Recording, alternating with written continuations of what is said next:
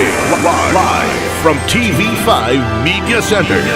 25,000 watts ng balita, impormasyon, serbisyo, DWFM, Radyo 5, 92.3, News FM. Mukhang kailangan ko na naman palitan ng bubong ko, pare. Mag-iisang taong pa lang yan. May tulo na kagad. Ay, bossing! Baka naman kasi hindi matibay yung ginamit nyo. Dapat ang gamitin mo ay cherry loom, ang yerong aluminum. Basta yero, cherry loom. Tibay protektado sa pangmatagalang yero. Power and Play! Narito na ako, Noli Iyala, kilalanin ang mga nasa likod ng bawat laro. Sa buhay man o sa playing court, game na tayo! Power and Play sa Radyo 5, 92.3 News FM.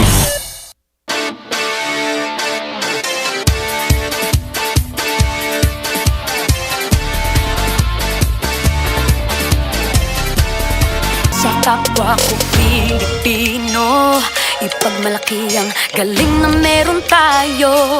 Ilantad ang likas nating talento at magdala ng saya sa mundo.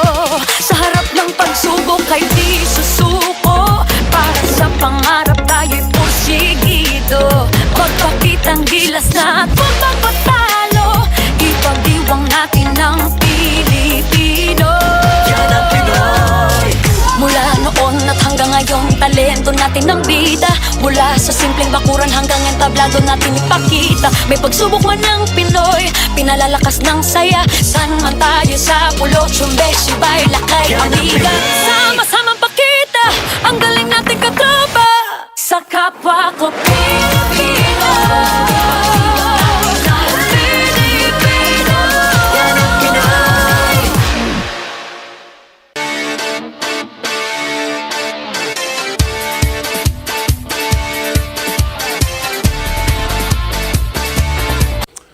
Ika nga ho sa amin sa Batangas, aba, narinig na. Oktobre na. Aba, handa na ba ho kayo? Hindi lamang ho sa Pasko, kung hindi sa inyong paboritong kasama tuwing Sabado ng umaga, di paano? Bangon na! Power and Play na! Power and Play with Noli Iyala. Magandang umaga po, kapatid, kabayan. Sa lahat po ng ating mga suki, ito po ang Power and Play. Hatid sa inyo ng Cherry Loom, ang yerong may aluminum, Cherry Tigo, it's fun to drive. Chooks to go, ang nag-iisang manok ng bayan. True religion, where passion meets power. And of course, smart. Live smart. Ako po si Noli Iyala. Magandang umaga sa lahat ng ating mga kaibigan sa Radyo 5, 92.3 News FM. Lahat po ng mga nakikinig dyan, ha? Lalong-lalo na si Rafi Katan, yung aking pong laging kasama sa sasakyan. Rafi, magandang umaga sa iyo. Binabati rin po natin lahat ng mga nakikinig sa 1PH on Signal TV. Lalong-lalo na po yung mga tiga Clark at sa Kapas Tarlac. Yung mga nandyan po sa National New Clark City Sports Complex. Good morning. And of course, everyone tuned in via our coverage sa Facebook Live, our live stream po sa 1PH, Radyo 5, and of course, Power and Play. Aba sabi ko nga kanina, malapit na pala ang Pasko. Ha? Jerjen, alam mo ba kung ilang araw na lang? 85 days na lang. Mga kapatid, hindi sa nagbibilang ako kasi ito na naman, magtatago na naman tayo sa mga inaanak natin. Pero malapit na pala ang Pasko, mga kapatid. At alam naman natin, pag dumadating na itong mga ganitong panahon, nagiging very festive na po. Very relaxed ang ating pakiramdam. Medyo slow down ng konti at nagsisimula na pong maghanda para sa Kapaskuhan. Pero alam nyo po, siyempre marami pa rin tayong mga hamon sa buhay, kaya patuloy po tayong magdasal na hindi po tayo magkasakit o di kaya ay magkaroon ng mga sari-saring problema. Pero pinag-uusapan ng Pasko sa UAAP, mga kapatid, ang mga UAAP fans ay parang feeling Pasko na. Sapagkat ngayong araw pong ito ay magbubukas na ang Season 85 at nagbabalik po ang mga fans sa loob ng stadium, ang mga banda, at kung ano-ano pa, full, wala nang restrictions. Kaya ina-expect natin na marami ang manonood ng opening ngayong araw pong ito. Napakaganda ng mga laban. At mamaya po, makakasama natin para pag-usapan ng Season 85 ng UAAP. Walang iba kundi si Konsihal, Attorney Rebo Saguisag, ang Executive Director ng UAAP sa second hour niyan natin, mga kapatid. Mamaya din po, pinag-uusapan ng Pasko. Ito pong team na to, yung powerlifting team ng Pilipinas, feeling Pasko din dahil kamakailan ay humakot po ito ng sangkaterbang medalya doon sa Southeast Asia Cup ng powerlifting. Mahigit 70 medalya, mga kapatid, yung ating pong powerlifting team. Aba, ang lalakas ng Pinoy, ano? Kita nyo? Kaya po, feeling Pasko. At mamaya rin po sa ating slam book, makakasama natin ang mga taga-Powerlifting Association of the Philippines, ang kanilang presidente, si Mr. Eddie Torres, at ang kanilang national athlete, gold medalist, si Raf Kahiling. Mamaya po yan, And of course, pag pinag-uusapan din ng Pasko, medyo relax tayo. Di ba? Relax naman dyan At pinag-uusapan ng relax, si EJ Obiena, mga kapatid, ay relax na relax. Nasa bansa siya para magbakasyon, para to get away. Magkaroon ng konting panahon para sa kanyang sarili bago tuluyan ng tumutok sa kanyang training. At sorpresa para sa ating lahat, si EJ Obiena po ay pupunta mismo dito sa ating studio. Ang kauna-unahan natin pong first face-to-face in studio live interview. And mamaya po, bibigyan namin ng pagkakataon kayo na magtanong mismo sa ating track and field sensation na si EJ Obiena. So napakarami napakarami po nating pag-uusapan at tututukan ngayong Sabado ng umaga, kaya dyan lang po kayo. Simulan na natin sa pamamagitan ng ating mga balita sa sports sa ating Sports Weekly Highlights. Power and Play with Noli Iyala. Una sa lahat, bubuksan natin ang ating Sports Weekly Highlights sa pamamagitan ng college sports. Bubuksan na po ngayong araw ang Season 85 ng UAAP. Buena mano ang men's basketball tournament sa season na may temang Rise as One. Maghaharap sa first game ang host school na Adamson University kontra University of Santo Tomas. Sa second game naman, ito yung bakbakang umatikabo. Defending champions UP Fighting Maroons kontra De La Salle University Green Archers. Kaya abangan nyo po yan dito po sa ating stasyon sa Signal TV. Sa Gilas update naman, bumaba ang world ranking ng Pilipinas sa huling update ng FIBA. Ranked 41 na sa mundo ang Pilipinas base sa September 20 to 22 update ng Basketball Federation. Mas mababa yan ng 8 spots mula sa nakaraang rank 33 ng bansa. Mas mataas na ngayon ang Japan. Naku tumaas pa ang Japan sa Pilipinas na pang 38 na sa mundo. Nananatili naman sa number 1 ang Team USA. Sa boxing, hindi na raw lalabanan ni Floyd Mayweather Jr. si pambansang kamao Manny Pacquiao. Nilinaw yan ng unbeaten boxer sa pagbisita niya sa bansa para sa isang business trip. Kapapanalo lang ni Mayweather sa isang exhibition match sa Japan kung saan pinatumba niya si Japanese mixed martial arts fighter Mijuru Asakura. Si Pacman naman lalaban din sa isang exhibition bout sa South Korea sa Disyembre. Balita naman sa isa nating prized athlete. Plano raw tapusin ni pole vault world number 3 EJ Obiena ang kanyang college degree. Sinabi niya ni Obiena sa pagbisita niya sa kanyang alma mater na UST. Tumigil sa pag-aaral noong 2018 si Obiena para tutukan ang professional career sa pole vault.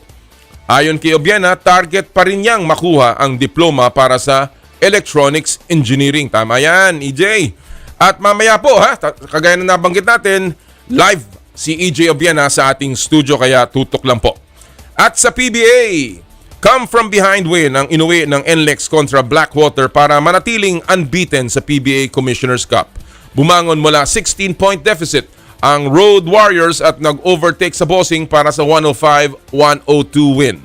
Sa isa pang laro, nakuha ng Northport ang overtime win kontra Meralco sa second serving ng Friday doubleheader sa score na 101-95. Of course, si Robert Bolick, 4 na puntos po kagabi.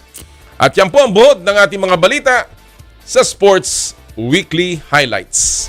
Naku, marami pa po tayong mga iba pang tinututukan na mga balita. Of course, yung pong Chooks to Go ay magkakaroon po ng 3x3 Cebu Masters. Gaganapin po yan sa Cebu, doon po sa SMC side. Abangan nyo po yan.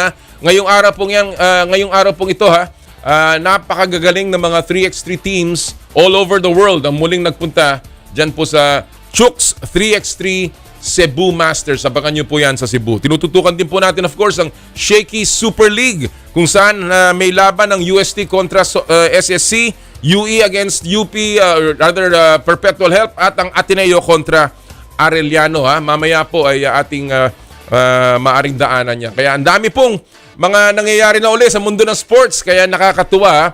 Pero syempre, sa ating pong pulso ng bayan, ang ating pong pag-uusapan ay ang tungkol po sa nangyayaring PBA.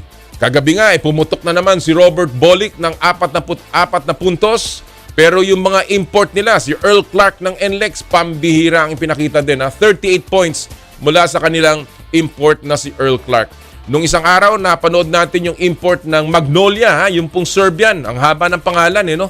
Hindi ko ma-pronounce, Ang ganda din ng laro, 45 yata ang puntos at saka parang 20 plus rebounds, no? Yung pong import ng Magnolia. So, ang ating pong pupulsuhan ngayong araw pong ito. Ito naman ay konting saya galing lamang sa ating mga kaibigan sa Chooks to Go, ang nag-iisang manok ng bayan. Ang ating pong pupulsuhan sa ating pulso ng bayan ay sino ang pinaka-impressive na PBA Commissioner's Cup imports para sa inyo so far. Ulitin ko po yan. Sino ang pinaka-impressive na PBA Commissioner's Cup import so far sa ating laro?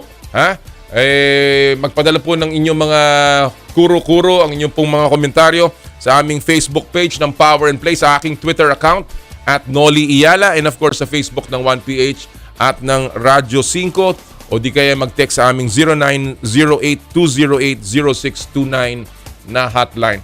Mamaya po ay aming babasahin yan at the end of the show, and of course ito po ay hatid sa inyo ng Chooks to Go, ang nag-iisang manok ng bayan. Alright, bago tayo magpatuloy, again, paalala lang po, tuloy-tuloy ang ating Joyride promo dito po sa Power and Play. Simple-simple lang po para manalo ng 1,000 na e-wallet credits mula sa Joyride Super App. I-download lang po yung latest version ng Joyride Super App. Tapos, kuhanan nyo po ng screenshot, yung app's home screen, kasama ng account name.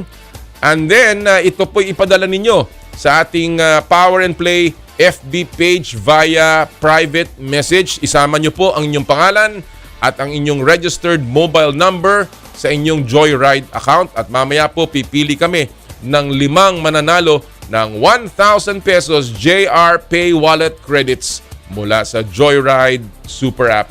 Ito po ang Joyride Super App top-up promo on Power and Play. Maraming salamat sa mga taga-Joyride. And of course, ready na tayo. Ito na. Simulan na natin, mga kapatid, ang ating mga talakayan. Siyempre sa ating paboritong pagpapasimula, buena mano, ang Fast Take. Power and Play with Noli Iyala. At ang Fast Take ay hatid sa inyo ng Cherry Tigo. It's fun to drive. At ngayong araw pong ito, maswerte tayo na muling makakasama natin, mga kaibigan natin, mga nagbabalik Fast Take. Walang iba kung hindi si Ray Hoble ng Daily Tribune. And of course, ang aking kaibigan all the way from Chicago, si Homer Saison ng Spin.ph. Magandang umaga, Ray. Good evening, Homer. Welcome back to the show. Good morning, Chairman. Morning.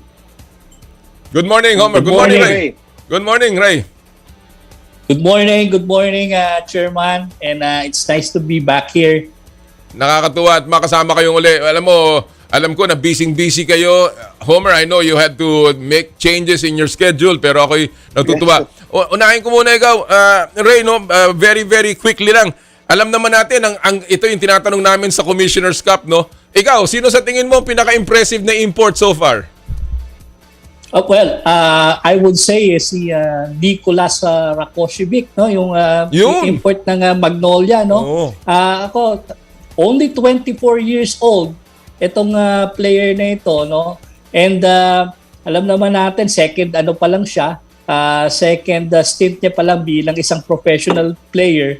And we see a lot of upside dito sa player na to, and bagay na bagay siya dito sa sistema ng Magnolia kasi hindi lang siya purely scoring eh.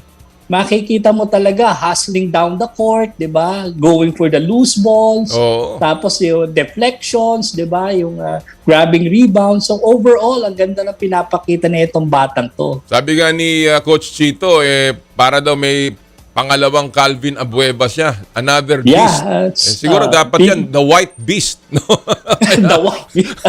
Kasi, at saka very unusual din to nangyayari sa PBA. Parang dalawang white imports ang naglalaro now dito sa maganda birang mangyari yan. Well, alam mo, wag na natin talaga naman marami na magagaling na European players, and it's good na makakakita tayo ng bagong flavor sa PBA, no. Naaalala ko tuloy yung yung time mo during commissioner sa PBA, 'di ba? Remember, 'di ba, nandiyan si David Wood at saka sa Hinebra naman, 'di ba, na isa na nakalimutan ko yung pangalan ng isa, no? Right. Si David Wood, yung isa sa Pure Foods. Homer, let me ask you naman, sabi nga ni Ray, yung daw si Rakoyevich ang napakagaling, no? But I will ask you, Robert Bolick has been on fire. 44 points kahapon. The other time he shot 38, if I'm not mistaken, or 37 laban sa Bay Area Dragons. Parang important laro eh. Do you think Robert Bolick is a shoo-in sa Gilas, Homer?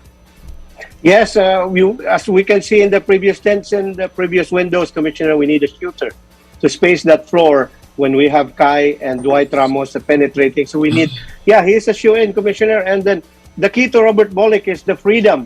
Binibigyan siya ng freedom ni Coach Pido to shoot as many threes as he'd like. May green light talaga si Bolick, and so far he's been converting. But word of caution though, on average, he's not really a terrific three-point shooter, pero so far he's making his shots and good for Northport.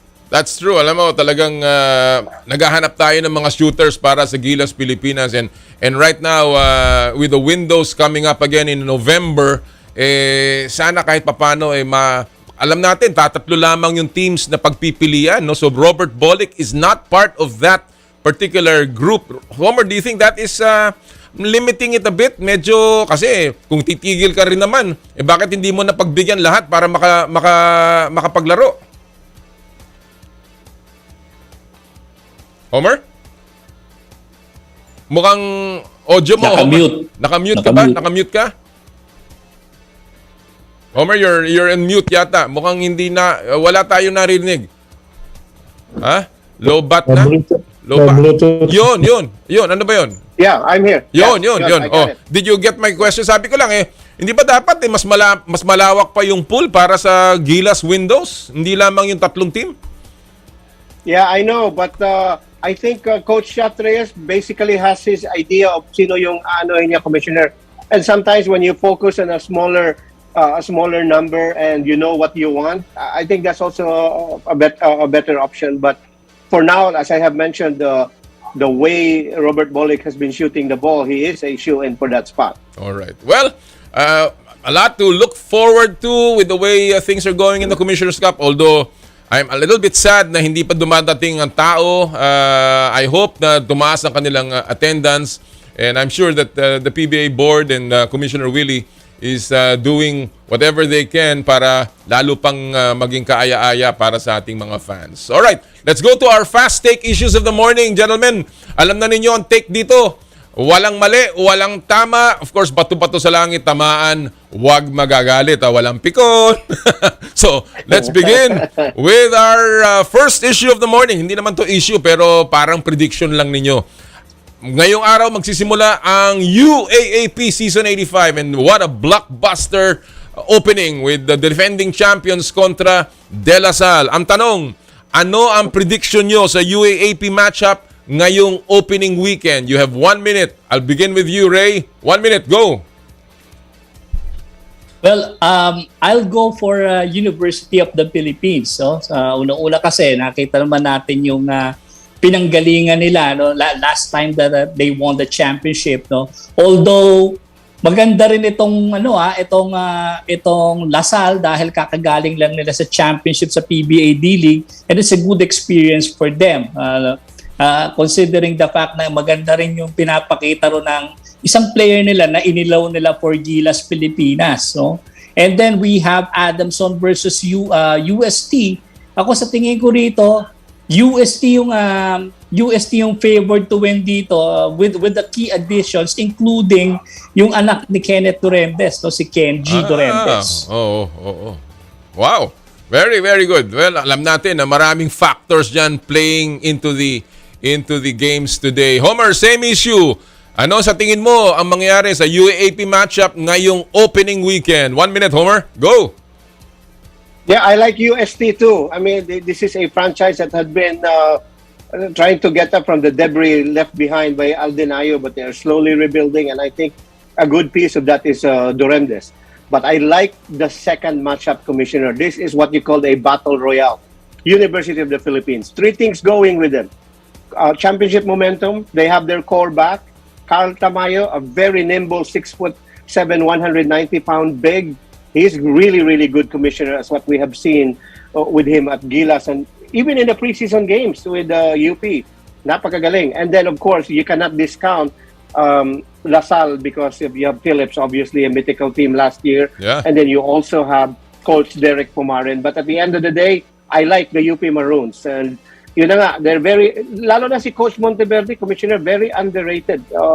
People tend to dismiss him last season as only a high school coach. But in the crucible of that championship series, when many times nag-trail ang University of the Philippines, his temper, his even-keeled temper, carried the day for the University of the Philippines. So I take UP today, Commissioner, and UST over Adamson. All right. Well, I cannot go against, of course, the trend. UP is the defending champion. But for purposes of this particular day, ako pipiliin ko una Adamson. Unang-una because they are a host. Oh. I think Adamson is a good player in Jerome Lastimosa. I think in this, alam mo, ang sabi sa akin he had an offer to play abroad. Tinurn down niya yung offer sa kanya for a very, very good amount of money. So I'm sure he will play very well for the Adamson Soaring Falcons. Of course, tingnan natin. Well, medyo nagkaroon tayo ng konting problema dito sa ating technical. Santi, can we fix our monitor, please? Yes, Commissioner. Can you hear me, Homer, at saka Ray? Yes. Okay. And of course, the 100% final thing I wanted to say is, I think Lasal has a terrific player. I think Kevin Kiambao is the surprise of the season. At sa tingin ko, itong player na to ay magiging malaking bagay para sa Lasal because he not only can score, he can rebound, he can pass. And this kid is something to look forward to para sa Green Archers. But of course, UP is UP. At hindi natin matatawaran ang galing ng defending champions. Alright, let's go to our second issue of the morning. Can you hear me, gentlemen? Mukhang, yan. Yes, bumalik na ang ating. yes, medyo nagka-problema tayo ng ano. Alright, pangalawang issue natin. Ito, medyo controversial ito. Si Coach Yenggao has been talking as of late tungkol sa mga iba't ibang problema ng PBA. So, ang tanong, yung mga sinasabi niyang mga loopholes sa PBA rules, sabi nga niya, kung hindi rin naman natin may papatupad ito ng fairly, tanggalin na lang natin yung mga rules na yon. So ang tanong, anong loopholes sa PBA rules ang sinasabi ni Coach Yenggao na sa tingin ninyo ay dapat masolusyonan para maging patas sa liga? I will begin with you, Homer. 1 minute. Go! The number one loophole, I think, Commissioner, is how the teams, especially the rich teams, are able to circumvent the salary cap. At paano nila ginagawa yon is the under-the-table deals where they're given either side businesses or bonuses na that exceeds what is allowable in the PBA. Now, if the commissioner's office would put a hold on that one, put a stop on that, then there would be an even field. In 1994, Commissioner Michael Jordan became a free agent and he demanded $36 million to return to the Chicago Bulls. The New York Knicks were over the salary cap. They could not pay Jordan $36 million, but they offered him $20 million, Commissioner, plus another $30 million to become an endorser of a side company of the New York Knicks. And the NBA said, nope, you can't do that. The PBA should have the same political muster, the wherewithal to say, hey, bawal to, walang mga under-the-table deal. And I think that's the best way to stop it. And also, Commissioner, another loophole is the trade.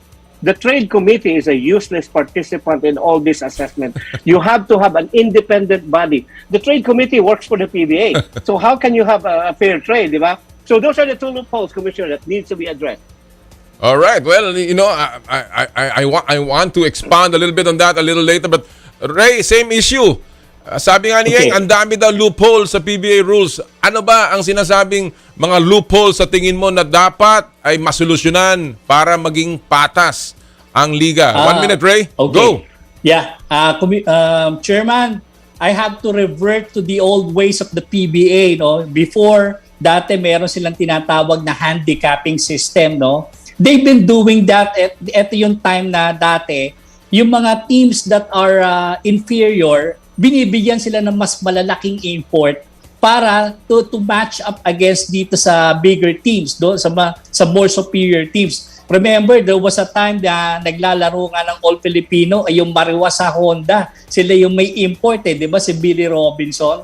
And that was the only time they were able to compete dito sa championship series against Crispa. Tapos, meron din ako dito, Commissioner, about dito sa free agency. Ang sabi ko nga dyan, dapat kung magkakaroon man ng open market sa free agent, kinakailangan ang bigyan ng first crack dito yung mga inferior teams so that they can compete with bigger teams. Well, very good points, Ray.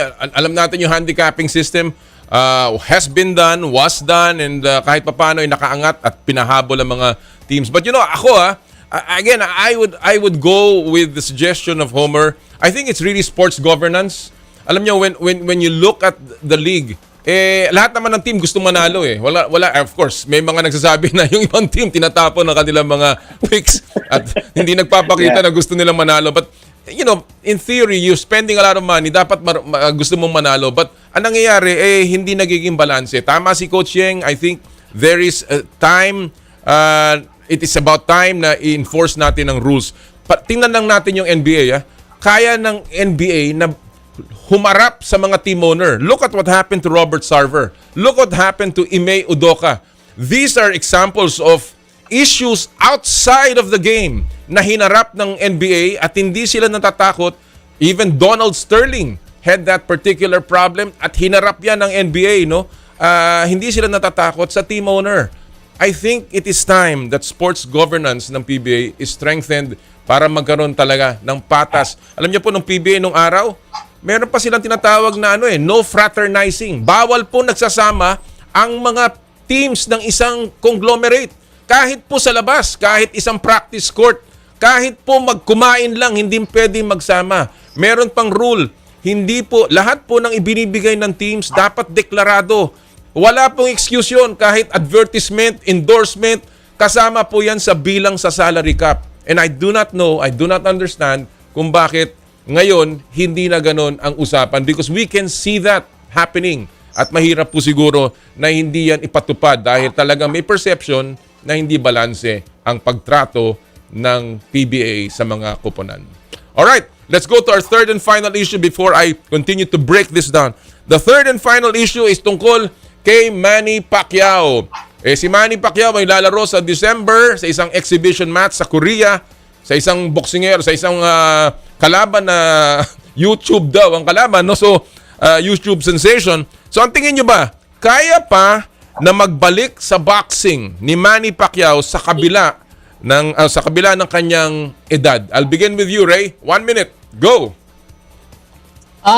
Kaya naman, Chairman, But the thing is, I don't think Manny Pacquiao had to tarnish his reputation, by being one of the greatest boxers of all time, And he has nothing to prove, So, ako para sa akin, no, kung maglalaro siya ng para sa exhibition and for the money, maiintindihan natin yan kung bakit nila ginagawa yan, no? So, a lot of boxing legends are doing it. Pero if you're going to ask me about competitive boxing naman, I don't think it is the right thing to do for the people's champion. All right. Well, point well taken, Ray. Again, Manny Pacquiao has nothing to prove, not only in the country but in the entire boxing world. And obviously, that's something to think about. Mukhang nawala si Homer, no? Baka nag-lobat. Oh, there. Andun pa pala. All right, Homer. Hindi ka lang ikaw makita.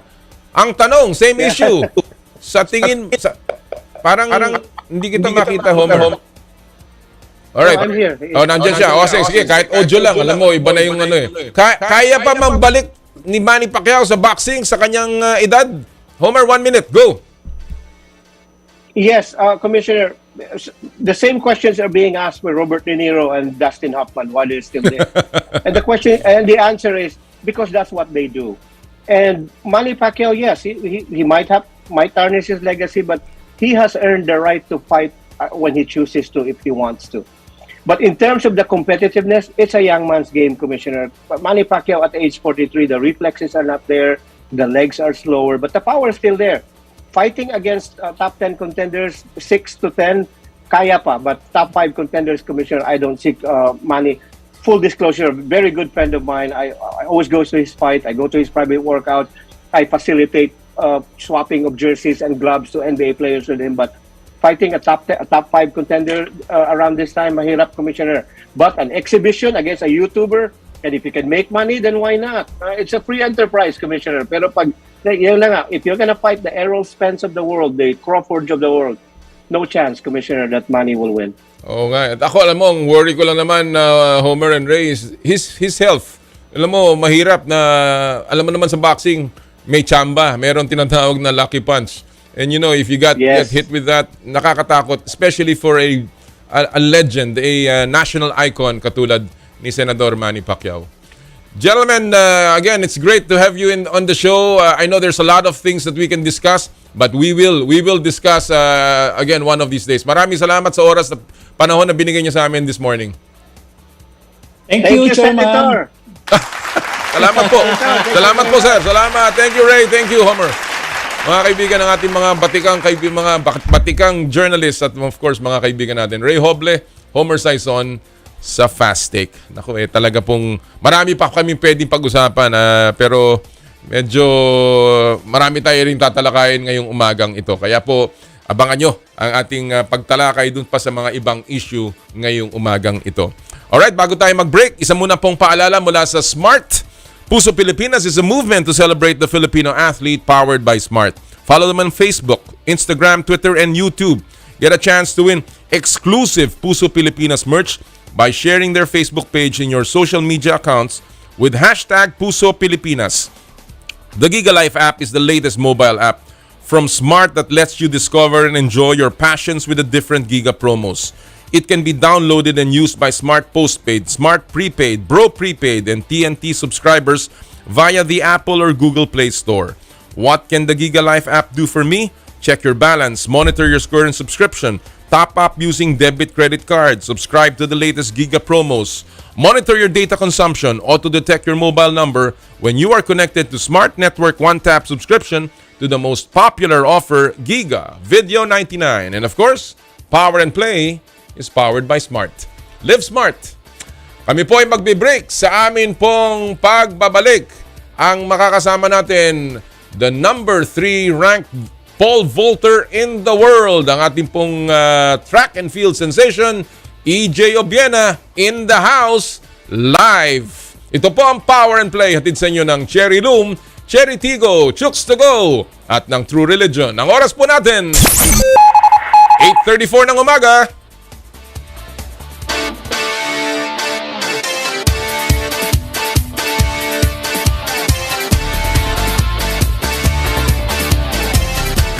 I dare to dream big, to be a voice of my generation, to inspire resilience in the face of roadblocks. And in sharing my stories, I let others share in my passion.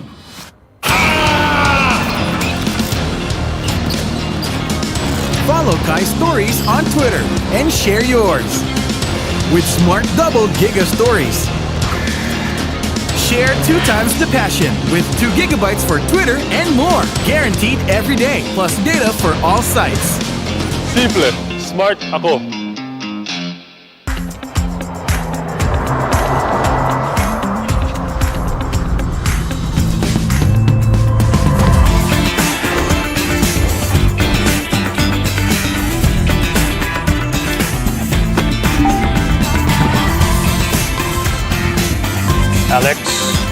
Alex, are you ready to have some fun on your first driving lesson?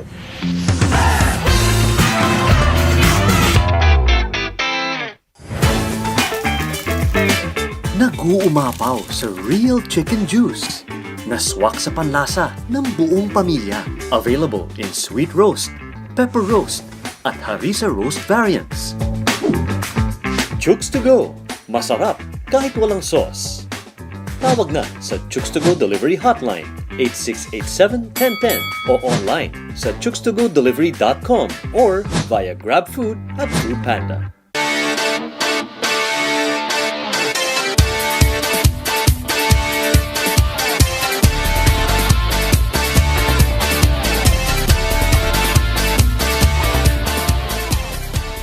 Prepare your heart for an all-out clash. Catch the Premier Volleyball League Invitational Conference. Games every Tuesdays, 2:30 p.m. and 5:30 p.m. Thursdays and Saturdays, 2:30 p.m. and 9:30 p.m. on One Sports.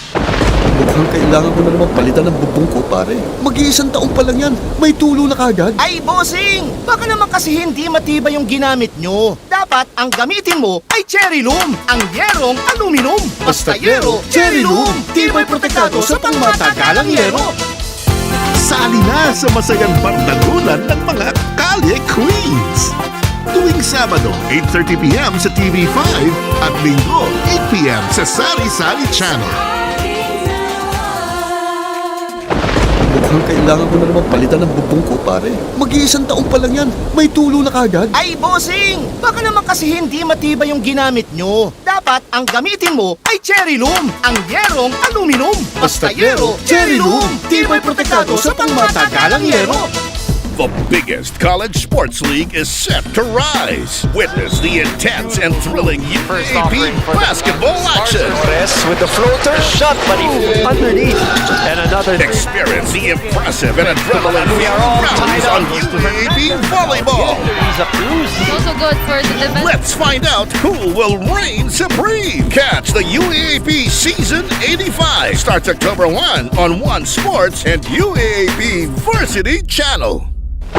Mukhang kailangan ko na naman palitan ng bubong ko, pare. Mag-iisang taong pa lang yan. May tulo na kagad. Ay, bossing! Baka naman kasi hindi matibay yung ginamit nyo. Dapat ang gamitin mo ay Cherry Loom, ang yerong aluminum. Basta yero, Cherry Loom. Tibay protektado sa pangmatagalang yero. Power and Play. Team na sa Radyo 5 92.3 News FM. Power and Play with Noli Iyala.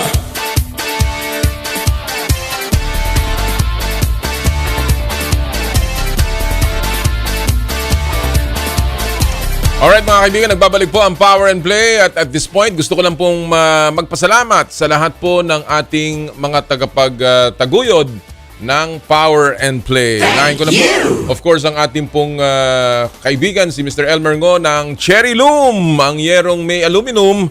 Sa ganitong pabago-bago ang panahon mga kapatid, sobrang init tapos biglang uulan.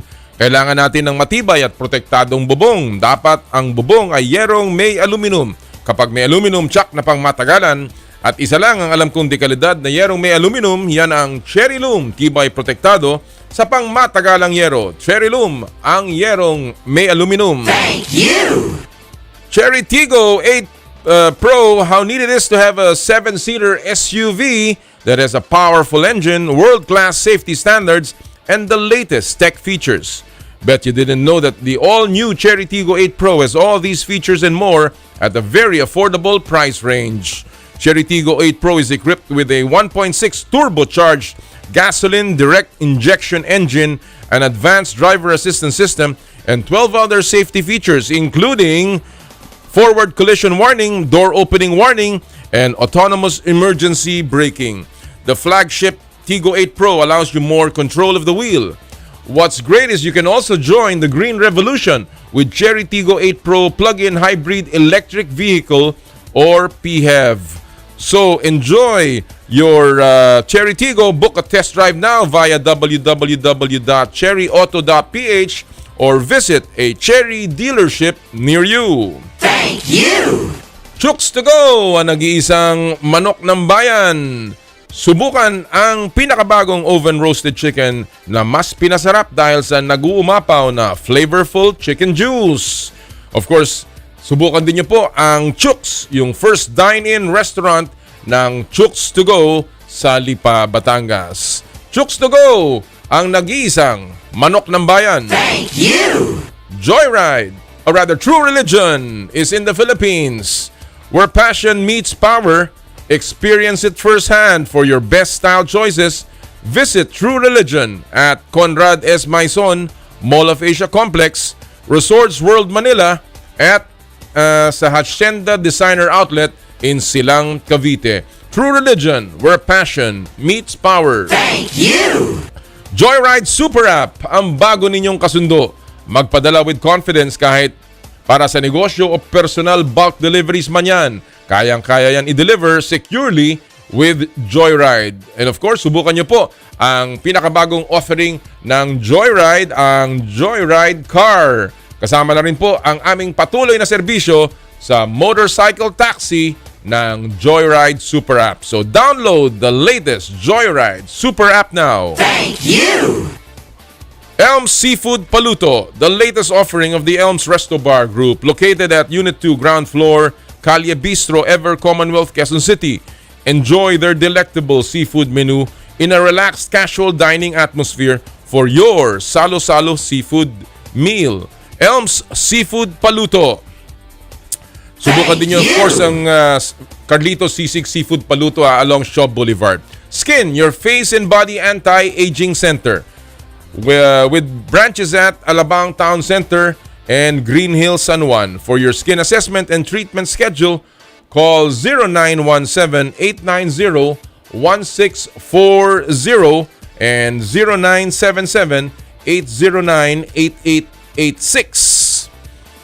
ASEA Subic Beach Resort.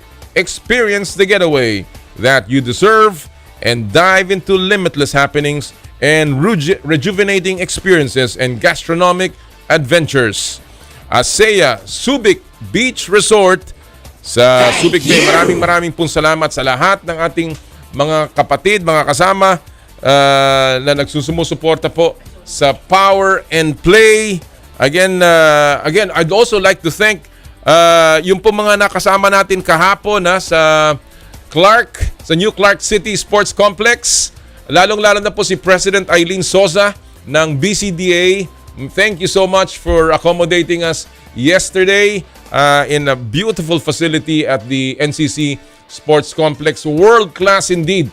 Talagang dapat ay ating pong puntahan, tangkilikin at gamitin yung mga pasilidad na yan para sa ating mga atleta. I'd also like to greet the NCAA South for their closing awarding ceremonies and turnover ceremonies yesterday. Binabati ko si yung po mga tiga De La Salle Lipa, of course, si J-Rex Atienza, at ang mga papasok pong host ang University of Batangas, lalong-lalo na ang aking pong dating profesor, si Secretary Nani Perez. Magandang umaga po sa inyo lahat dyan sa Lipa and of course Batangas City. Good morning! Alright mga kaibigan, we are all set. Andito na po ang ating bisita. First interview ko na live in studio and of course face to face. And who else but the world number 3 Paul Volter and of course our pride in Philippine track and field, no other than EJ Obiena. Magandang umaga, EJ. Thank you for joining us today. Lapit mo yung mic na konti, EJ. Yan. Hi, good morning po. Thank you for joining us. It's my pleasure. Unang-una, alam ko you are here, EJ, for a break. How has your vacation been so far? Exhausting. parang di nagbabakasyon? Di naman po, pero it's been fun, really. Masaya naman po. Marami ko pong na-meet old friends, and after this, I'm meeting some of my classmates po. Saan ka na nagpupunta? Where have you been? Well, in your office, with Mr. Capistrano, and with Mayor Bambol. I've met all the sports governing bodies, and I was in the Senate for once, and then I believe I will be in Manila on Monday, City Hall, and I was in my alma mater in UST in Chiang Kai-shek College. Hindi trabaho yan EJ. Yung bakasyon mo mismo with Caroline. So I was in El Nido. I was in Palawan. Wow! For a good few days. Talaga? Doon nakapagpahinga ka talaga? You were able to rest? Yes po. Medyo po. That's good. Was that your first time in El Nido? Yes, first time. What was how did you find the place? Beautiful. Grabe, iba po talaga. Like the water is crystal clear and just amazing. How did Caroline enjoy El Nido? I think she enjoyed it. She's very shocked with the food and everything. So she's shocked in what way? Like I think too much flavor for her. Okay. You know, it's definitely different po sa kanya. So, pero I think she enjoyed naman po. So masaya naman po siya dun sa vacation. And now she's back home. She's back in Germany. Yes po. Oh, she has to train. Ikaw True. malapit ka na rin. But yeah. In that sense, yung mga pinuntahan, have you been to other places aside from El Nido? At least in your free time, in your me time? Really? I've been running around. Meeting some people, good friends of mine. That's good. Just recharging, huh? Yeah. Talking about Caroline, before I leave, Caroline, she already left. How has Caroline helped you, EJ? I mean, she's been always as a ear that listen for me, and always gives me sound support and smacks me from time to time if I need to. I think our dynamic is very good because she understands the life of being an athlete, and I'm very, very lucky to have her in. That she's been very understanding from a lot of time because this as an athlete you don't really have a lot of time in your hand, and having a relationship takes time, and she understands that, and which is very, very.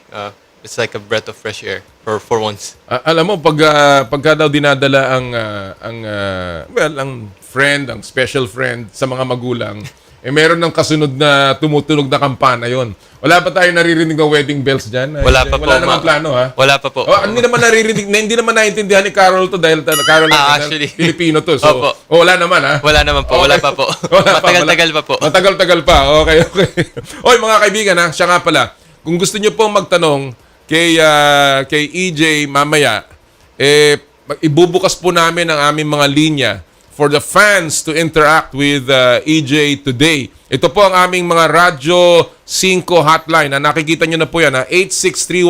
8631-7823, 8632-9094, 8632-7332. Yan po yung mga numbers natin. Mamaya, we will allow you to ask your questions directly to EJ. Kasi naririnig nyo lang si EJ sa ating show, sa mga pahayagan. Now is your time to interact with EJ. It's a rare opportunity that no one will be able to get. So, kayo po mga fans ni EJ and of course Philippine Sports, yan po ang ating mga number mamaya. EJ, let me ask you, you said that you wanted to recharge, you wanted to have your time, for yourself here. Have you accomplished that? Have you been able to actually get that chance to recharge and say, okay, I'm ready? Medyo po. I didn't expect the welcome that I received. And definitely something new for me po. Medyo, from time to time, I get really, like fidgety. Kasi this is all new to me. And but I've had good times with friends and family, which is what I really wanted naman po. You realize now how big you are in the Philippines. Is that finally dawning on you? In a bit.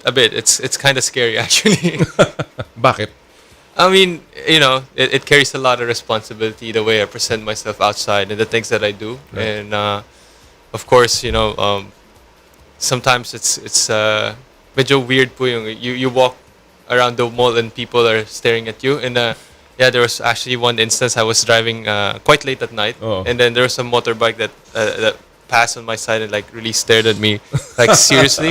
Si EJ pa to? Opo, then he started to draw something. I was like, I got really scared. I was like, what's this? But it's just a phone. It's just taking photos. But yeah, you know, it is interesting. And how do you face that responsibility? I mean, knowing that, no, you're EJ Obiena now, you know, and the Philippines is hoping, you know, for that one magical moment in Paris. How is that beginning to dawn on you and to, you know, make you understand your responsibility as an athlete? I think I'll just keep doing what I do. I think as I said, I've been very candid, and I think I would want to be staying as who I am. I think that's the easiest way to handle this. So it doesn't kind of box me into some place that I don't want to be. And when it comes to my sport, naman po, it's the same thing as well. You know, what brought me here is my dedication, my grit, and the way I approach the game. Yeah. I'll just stay doing the same, and I would not want to change a lot of this. And that's my plan, at least going to Paris. You know, aside from, of course, competing, being a national athlete and the prominence that you have carries with it yung sabi mo nga responsibility even outside of the track, no? And lately you've been talking about this, you know, even your plans to perhaps open more doors for Filipino athletes. Tell us a little bit about this, EJ. First, as I said, I would want to have my fellow teammates in the national team to be able to experience what I experienced in Europe. Right now, you know, I'm based in a training camp in an Olympic training center. I've seen the effects of this, even just, you know, just the basic psyche of being able to train with one of the best in the best. So I would want that to be possible for my fellow teammates. Number two, I would want to, you know, try to inspire more kids. So actually, this is first I'll announce it as well. I'm giving away some shoes. Wow. And a weekly relay in Patafa soon, because, you know, there are still kids that run barefoot. You know, I would want them to have at least a first pair of shoe that hopefully would inspire them to, you know, to keep going and really pursue the sport and be passionate about it. And I would really want to be able to do a clinic, hopefully in my country this time. Yun po. There's a few more want to bring out the sport, as I've talked to you as well. Would want to have that street competition. Yes. Somewhere in Philippines. You know, these simple things to just really promote the sport, and I think it's a very good way to represent, you know, the country in some shape or form. I want to talk about that yung tournament or the competition that you want to bring in, but you know, ito lahat ng binabanggit mo, EJ. Do you feel that this is now part of your calling? This is beyond, you know, even competing, beyond even training, and beyond the Olympics. Do you feel that this is something that you will now be doing, and this is now an advocacy? This is now a bigger role that you play in Philippine sports? I don't know. I'm doing this because I want to share the experience that I have had, and gusto po sana maranasan rin po ng ibang Pilipino. Then I know how the sport have changed my life, and I would want to at least open that door for, you know, my fellow countrymen and to my teammates as well. I don't know if this is going to be one of my advocates. I think I'm quite busy as an athlete and a level that I need to be, but I have a team of very noble persons, and they would want to keep doing this, you know, on my behalf as well. All right. You talked about yung plano ninyo to stage a competition here with you know, you and some other top-ranked pole vaulters, including Mondo Duplantis, no, if possible. How was this idea hatched, EJ? But isn't it fun to see pole vaulters jumping outside of the track? Yes. And I'm just like, I would want the Filipino people to see that, and, you know, really, you know, gauge and see it in real life. How high is 6 meters? How high is 550? Hindi natin I mean, we cannot really see how difficult it is until we actually visually see what you're doing. True. And I think it would put Philippines in the landmark of world athletics. And that's one thing that I would want to do. And I think that's one of the small ways that I can impact the sports. And do you think this is most likely going to happen? I mean, it's realistic to have a timetable before Paris next year. Yeah, I believe so. If timing wise, I think it's very possible. There's just logistic wise and the side of things like funding and everything. But I believe it's very very doable. Would you say? Yeah, I think it is. But ang tanong dun is, does this come with points in your circuit? Can that be accredited by the International Federation? Is this something that will, kumbaga, entice the top pole vaulters to come to the Philippines? I think one of the things that entice them to come to Philippines is our nature. Like we have very vast, beautiful natural resources they would want to go to. So that's why my strategy is to put it at the end of the season, so they can come here, enjoy Philippines. And when it comes to points and being official meet, I talked to Sir Terry. It needs to be sanctioned, and he's very positive about it. Okay. And then I've already talked to the World Federation as well, and they said, yeah, we'll support you in this venture, and hopefully we'll get it done. Nako, talagang matutuwa ang tao. I read somewhere that Mayor Bambol Tolentino of Tagaytay has already offered Tagaytay as one of the venues. But can you imagine this being done, let's say in Fifth Avenue on BGC, where all of the people on the buildings and people lining up that track where you're going to go down that rail. And of course, yung alam mo naman ikaw, ako alam kita, nakikita ko sa video, you're asking people to chant. Is that something that you feel can happen? And obviously, what is the impact of that if ever that happens? I'm having goosebumps while you're explaining. I'm visualizing it.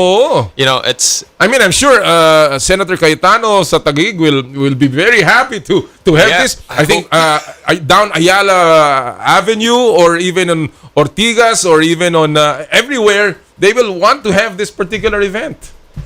I mean, it will be amazing. I think just to bring the sport out of the track, it's gonna be big, and I think it's very entertaining as well. Come on, you don't see people fling themselves over a bar like 20 feet, up in the air.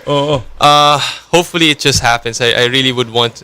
I mean, it doesn't just need to be one leg, right? It can be 2 or 3. Yes. If we're already here, why not? Yes. Right? Yes. And of course, if you have Mondo Duplantis coming over, Thiago Bras and Chris Nielsen and everyone else, the top pole vaulters in the world. I'm sure there will be many people that will sponsor or at least support this event. And ang ating nakikita dito, pag habang bumababa si Mondo Duplantis, mga kapatid, siguro merong pumapalakpak, meron ding wag para manalo si EJ. Diba? I mean, that's of course again a lot just out of jest, but it should be a lot of fun, and I'm sure that event will serve a lot of purposes. At least for once, right, to have a home court advantage. Finally, may home court ka. All right, your season this year was amazing. 17 medals, if I'm not mistaken, and you had 12 gold medals. I don't really count it. About 6 of the last 8 were gold medals. You had 2 silvers and 3 bronzes. And of course, you had golds in Orlen Cup, in the Orlen Copernicus. The new record that you set initially in the indoor in France. Of course, your Southeast Asian Games gold medal in Hanoi.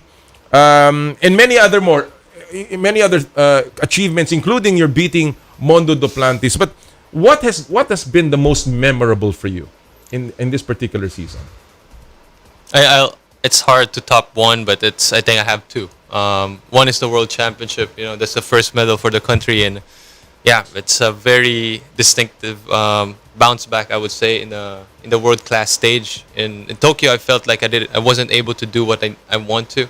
At least here, I gave a shade of what I actually can do in the world stage with the world's best and really compete with them, where it's a world championship. And of course, Brussels, it's my first Diamond League win, and I think it's as big of a win as World Championship, very competitive level, and it makes it a bit sweeter that Mondo was defeated for once in the year, but it's more fun because I got my first win. It's something that I think a lot of the best in the world would be proud to say I've won a Diamond League leg. So I think, just getting there and competing week in, week out against the best pole vaulters in the world is just amazing. I think that's, for me, if I were in your place, that is just an unbelievable dream come true for any athlete. It's it doesn't get better than that. Oh, that's true. Now, you're tracking obviously very well going into Paris. First of all, do you like how things are shaping up and how your career, your skills, and of course your conditioning is tracking for Paris 2024? I would have wanted to do a little bit better this year, and I think initially our plan back in at least after Tokyo was a bit more, it's a bit higher, like the heights. It's not a secret anymore. I want to jump 6 meters, and I do believe I can. It's just, I think I had a lot of difficulties starting up the season, and it wasn't as simple as it is to get through it. And yeah, I'm hoping that I can catch up on those preparations and be as solid as I can be going to Paris. Is there anything when you sleep at night and you begin to have thoughts about Paris or the World Championship, anything that is really some of your goals? Is there anything that keeps you awake, that daunts you? I mean, there's a lot of things that I fear. It's as life of an athlete, there's a lot of things that you don't want to happen. But I just keep faith, and I just try to focus on the things that I actually do, and not really overthink on those big stages. It is just another competition. I've seen this guy compete with them almost twice or thrice a week. So what's new? It's just a bigger stage. One of the things that you have clearly been able to get while training in Formea is the fact that you have a complete team. You have a terrific coach in Vitaly. You have everything that you need, and of course the competition is right there. Do you think that we can duplicate what you're doing in Formea here in the Philippines? Because not everyone can go there, obviously. Kaya ba nating gawin yung ginagawa ninyo doon dito sa ating bansa? Yeah, I believe so. First, we have world-class facilities, like you said, BCDA, the one in New Clark. Yes. It's beautiful. It's amazing. We just need, I think, certain more coaches we do have. Maybe the knowledge can be better, of course, but it's really just there needs to be a program that really utilizes our resources, at least knowing that we are in a third world country, and we do understand that, but it doesn't mean that it's not doable.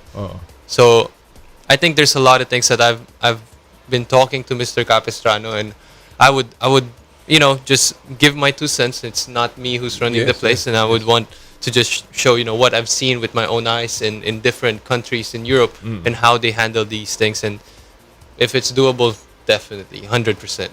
Very good. Well, everybody's, of course, hoping na kahit paano yung ginagawa mo can be duplicated with other athletes in track and other sports. And we're beginning to really see the formula of success of top-notch world-class athletes like you, Hidilyn, Carlos Yulo, and Alex, and everyone else. That it's really a complete team that helps you. And of course, the competitions are very, very fierce. Mga kaibigan, again, bubuksan po namin ang mga linya. Meron na ba tayo? We can as we continue to talk with EJ Obiena, meron na po tayong call. Anong gatib? Okay. Again, palabas natin muna yung mga numbers ulit. Yung mga gusto pong magtanong kay EJ Obiena, again, 8631-7823, 8632-9094, 8632-7332. Yan po ang ating mga numero. Naka-flash po sa ating screen yan, 8631-7823. If you wanna ask any question, hindi lang po yung career ni EJ, pwedeng love life daw. Wag nyo lang tanungin kung meron daw siyang pera. Wag nyo daw kung tatanungin yun. EJ, let me ask you, when you talk about training, what is the biggest factor, if there is one, that we should do for our Filipino athletes? I think discipline. I mean, A lot of people say, "Oh, I'm motivated," but motivation comes and go. That's what I've seen in the past 3 years, and I've been there in Italy. There are gonna be times that you want to train. There are gonna be times that you don't want to, but at the end of the day, you need to. So you need to have that discipline to step into the track and do your best. And I think that's one of the things that put me where I'm at. And I think that's one of the most, if not the most important thing out there. Well, alam mo, when you talk about discipline, talagang sometimes it's born out of, I guess, difficulty, no? I mean, the challenges, you know. Hindi pwedeng lahat masarap, no?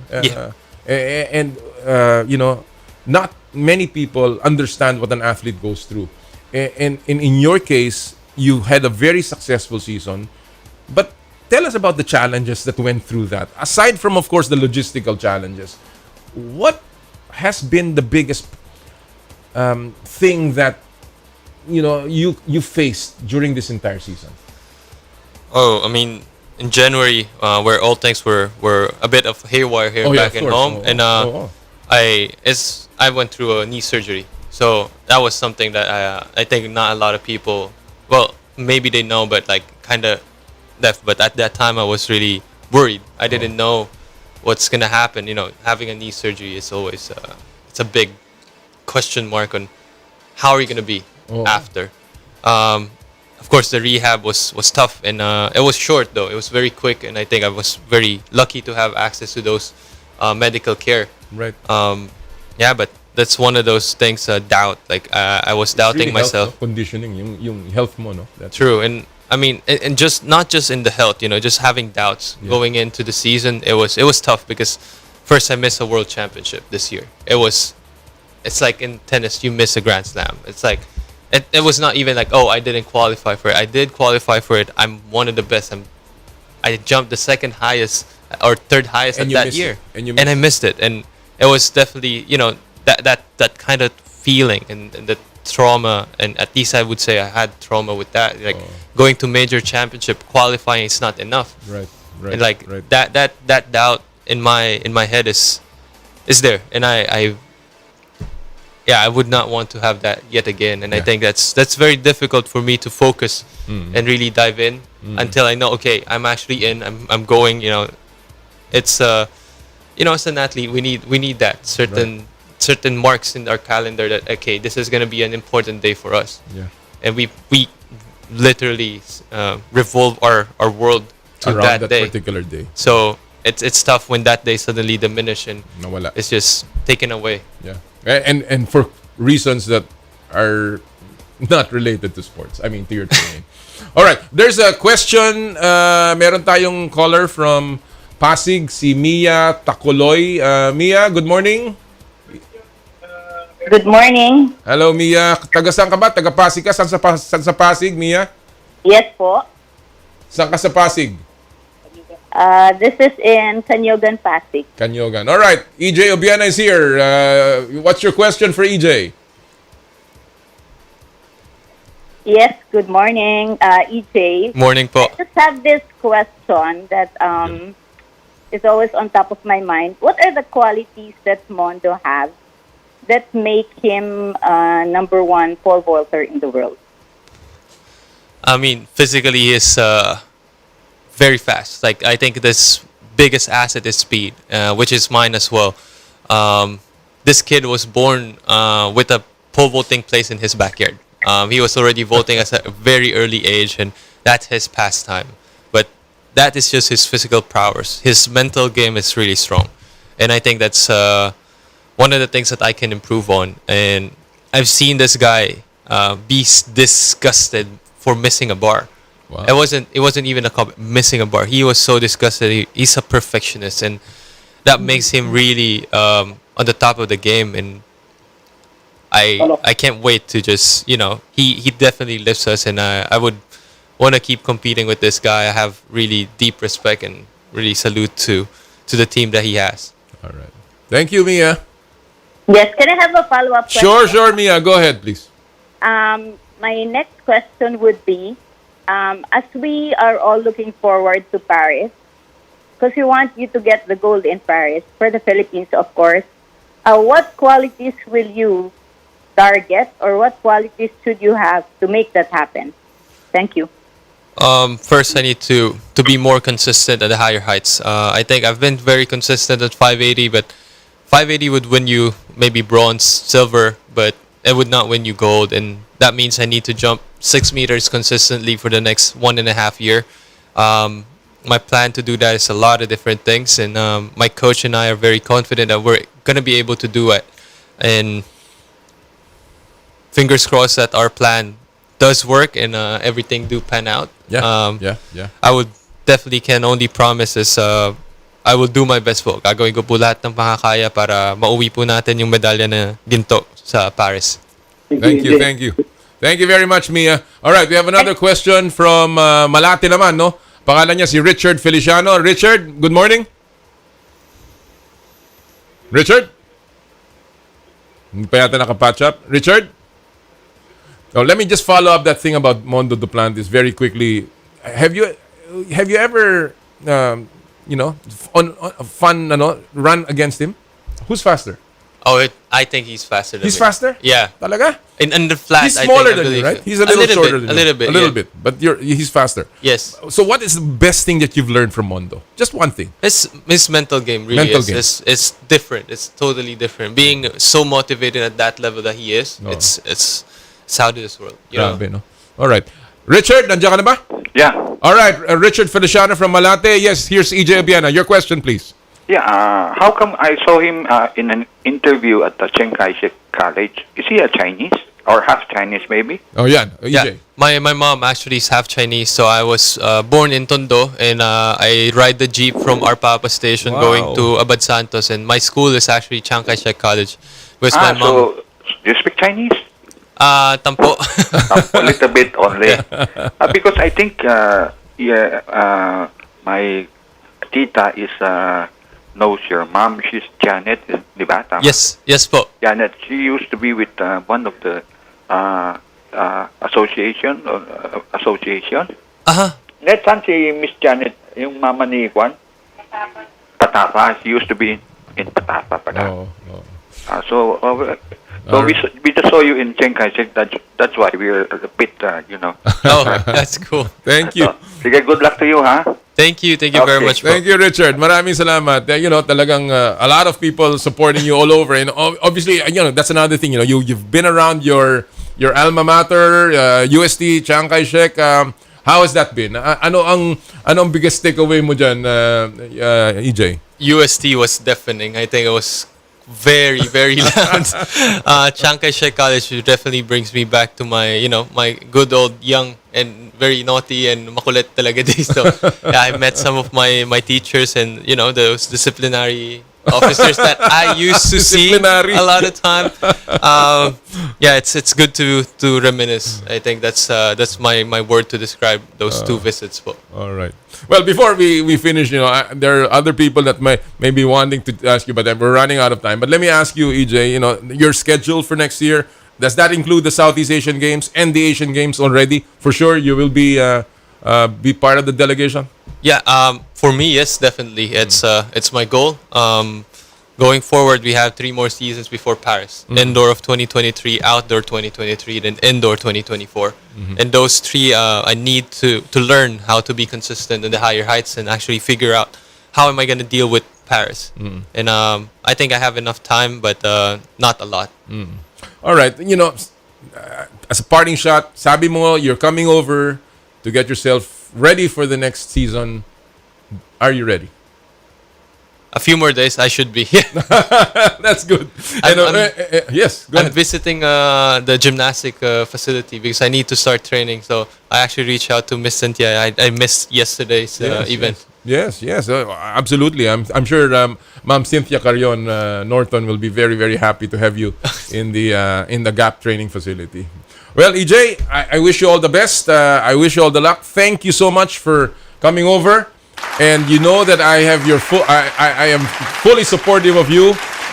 We've talked, and you know that we will continue to talk. We are trying, of course, to do everything. I talked with Terry Capistrano. I heard. And everything is going to be all set for you. And thank you. Until 2024, God be with you, and we wish you all the best. Thank you. Thank you very much. Maraming salamat. Mga kaibigan, ang ating pong pinagmamalaki na track and field sensation, the number 3 ranked pole vaulter in the world, EJ Obiena sa Power and Play. Kami po ay magbe-break, and when we come back, we'll have...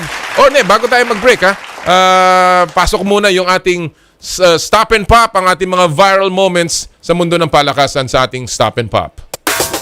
Power and Play with Com Noli Iyala. Alright, napanood nyo na po siguro ito, none other than ang ating pong Mighty Mouse himself. Si Jimmy Alapag was just recently really trending dahil sa kanyang ginawa. Panoorin natin to On target pa rin, mga kaibigan. Ang matagal nang nagretiro, ngayon ay coach na doon po sa Sacramento. Si Jimmy Alapag taking his 3-point shots from the corner, almost perfect beyond the arc. Si Alapag sa kanyang video na in-upload ng Stockton Kings mismo, yung pong associate team ng Sacramento Kings. Sinong nakamiss dito sa Jimmy for 3? Taas ang kamay! Jimmy Alapag on our Stop and Pop. When we come back, we'll have our slam book with our Philippine powerlifting team. Ito po ang Power and Play. Hatid sa inyo ng Cherry Loom, Cherry Tigo, Chooks to Go, at ng True Religion. Ang oras po natin, 9:60 ng umaga. Thank you so much.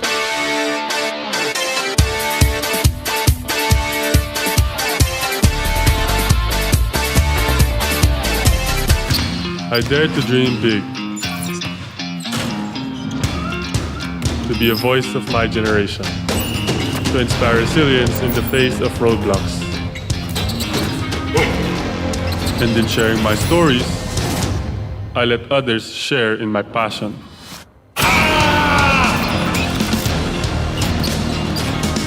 Follow Kai's stories on Twitter and share yours. With Smart Double Giga Stories.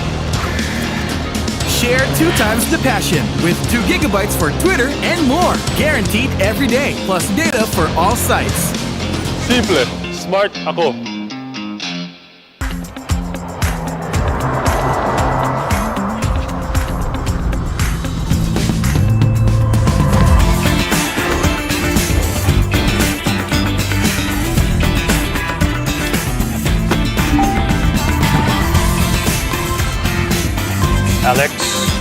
Alex, are you ready to have some fun on your first driving lesson?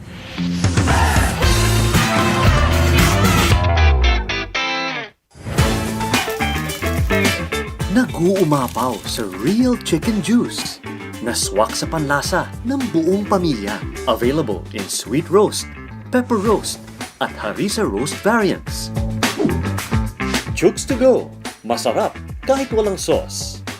Tawag na sa Chooks to Go Delivery Hotline 8687-1010 o online sa chookstogodelivery.com or via GrabFood at Foodpanda.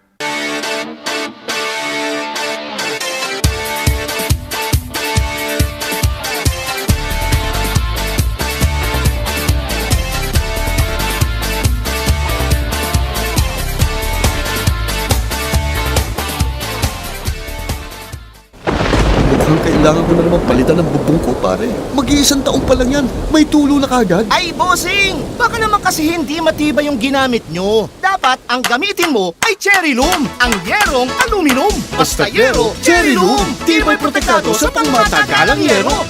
Na-miss mo ba ang game kagabi? Gusto mo bang malaman ang latest happening sa sports? Like and follow us on social media. Pwede mo nang balik-balikan ang mga paborito mong games anytime, kahit saan. At pwede mo nang i-share sa tropa. Dito lang tayo sa nag-iisang go-to tambayan ng lahat at One Sports PHL on social media.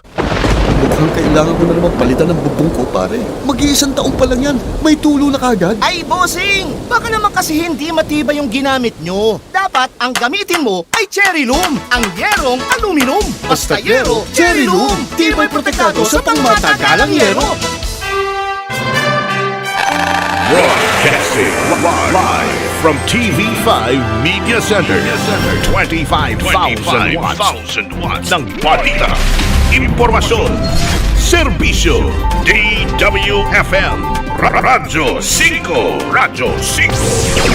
92.3 News FM.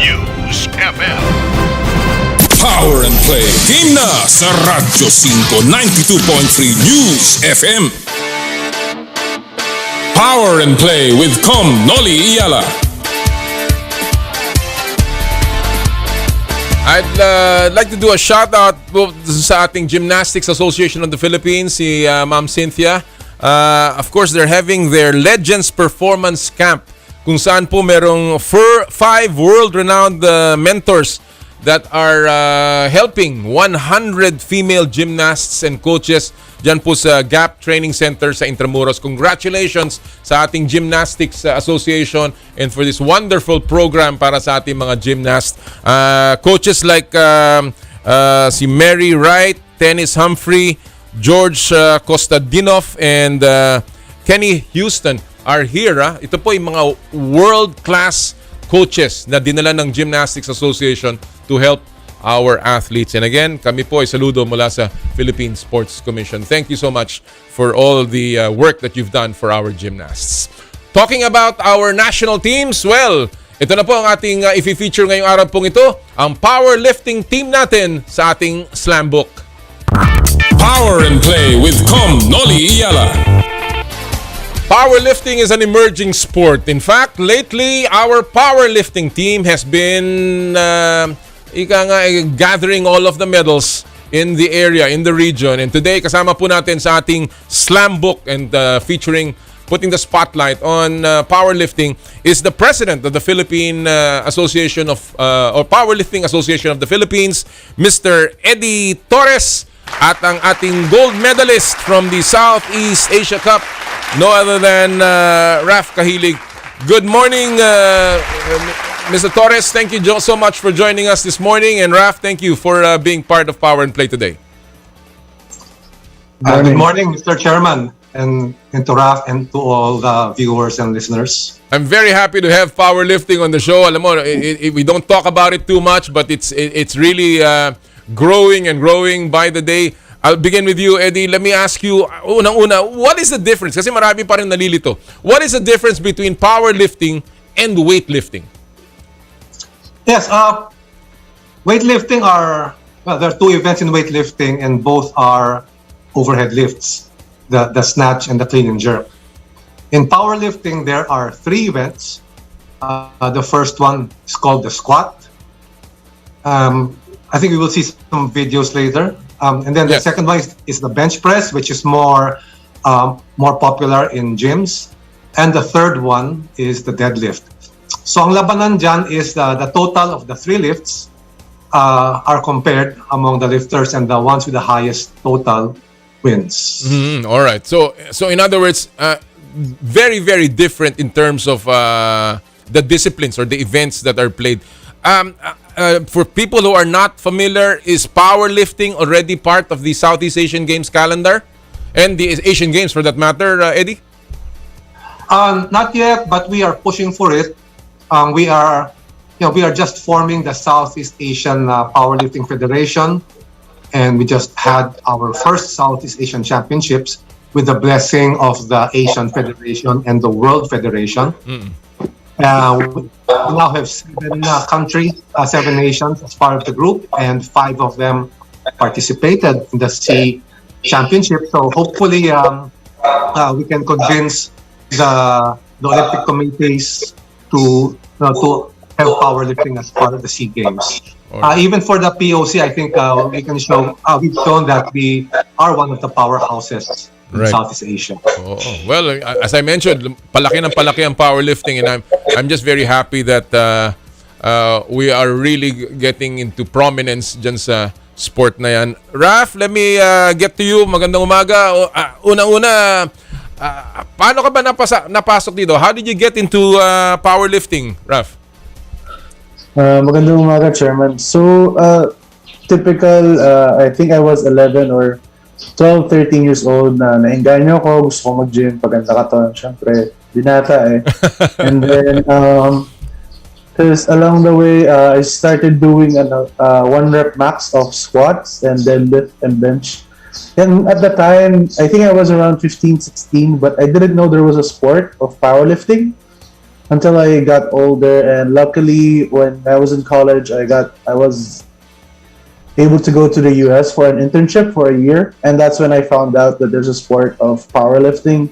I met some few people there, and then that's where the first time I competed powerlifting, and I really enjoyed it. And it's something that somehow where I felt like I really belong. That's why I just keep on training this, and I kept enjoying the progress. Talking about training, no, how do you train for powerlifting? Anong klaseng techniques ang dapat mong malaman, and what is key to being a powerlifter? Marami namang bagong mga techniques. I think from time ni Sir Eddie, it's really different. But now for us, I usually make training phases. Like there's a hypertrophy where you do maximize the intensity and you build muscle. And then as papalapit yung competition, you practice more on how you carry the heavy load and the techniques. You dial it really deep down.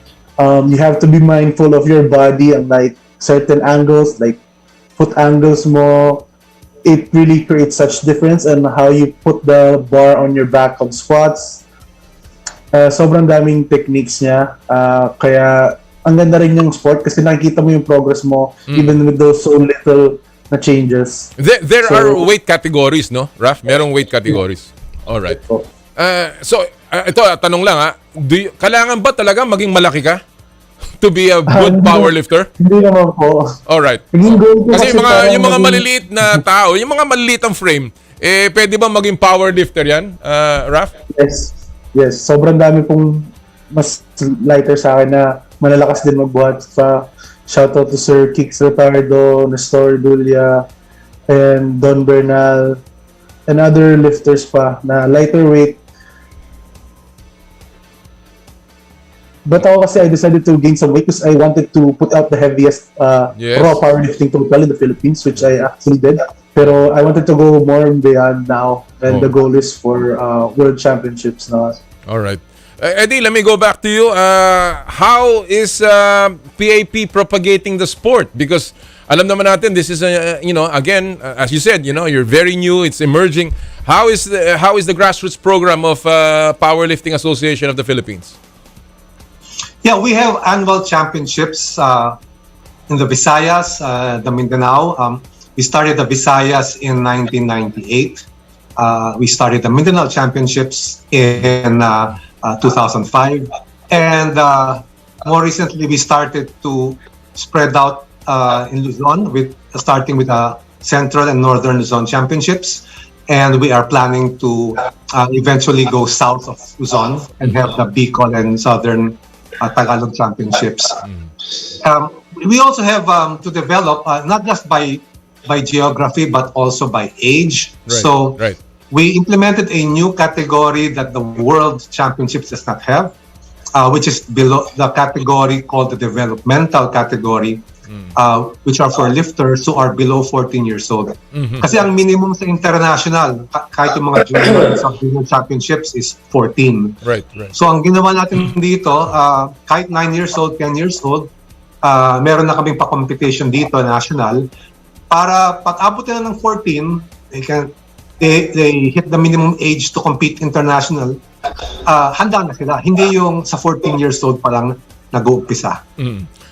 What is the status now of the national team, Eddie? How many athletes are in the pool? And of course, meron pa tayong mga kababaihan dyan. Also the national youth team. What is the status right now? I would say that the lineup, it's almost even between men and women. Maybe a little bit more actually on the women.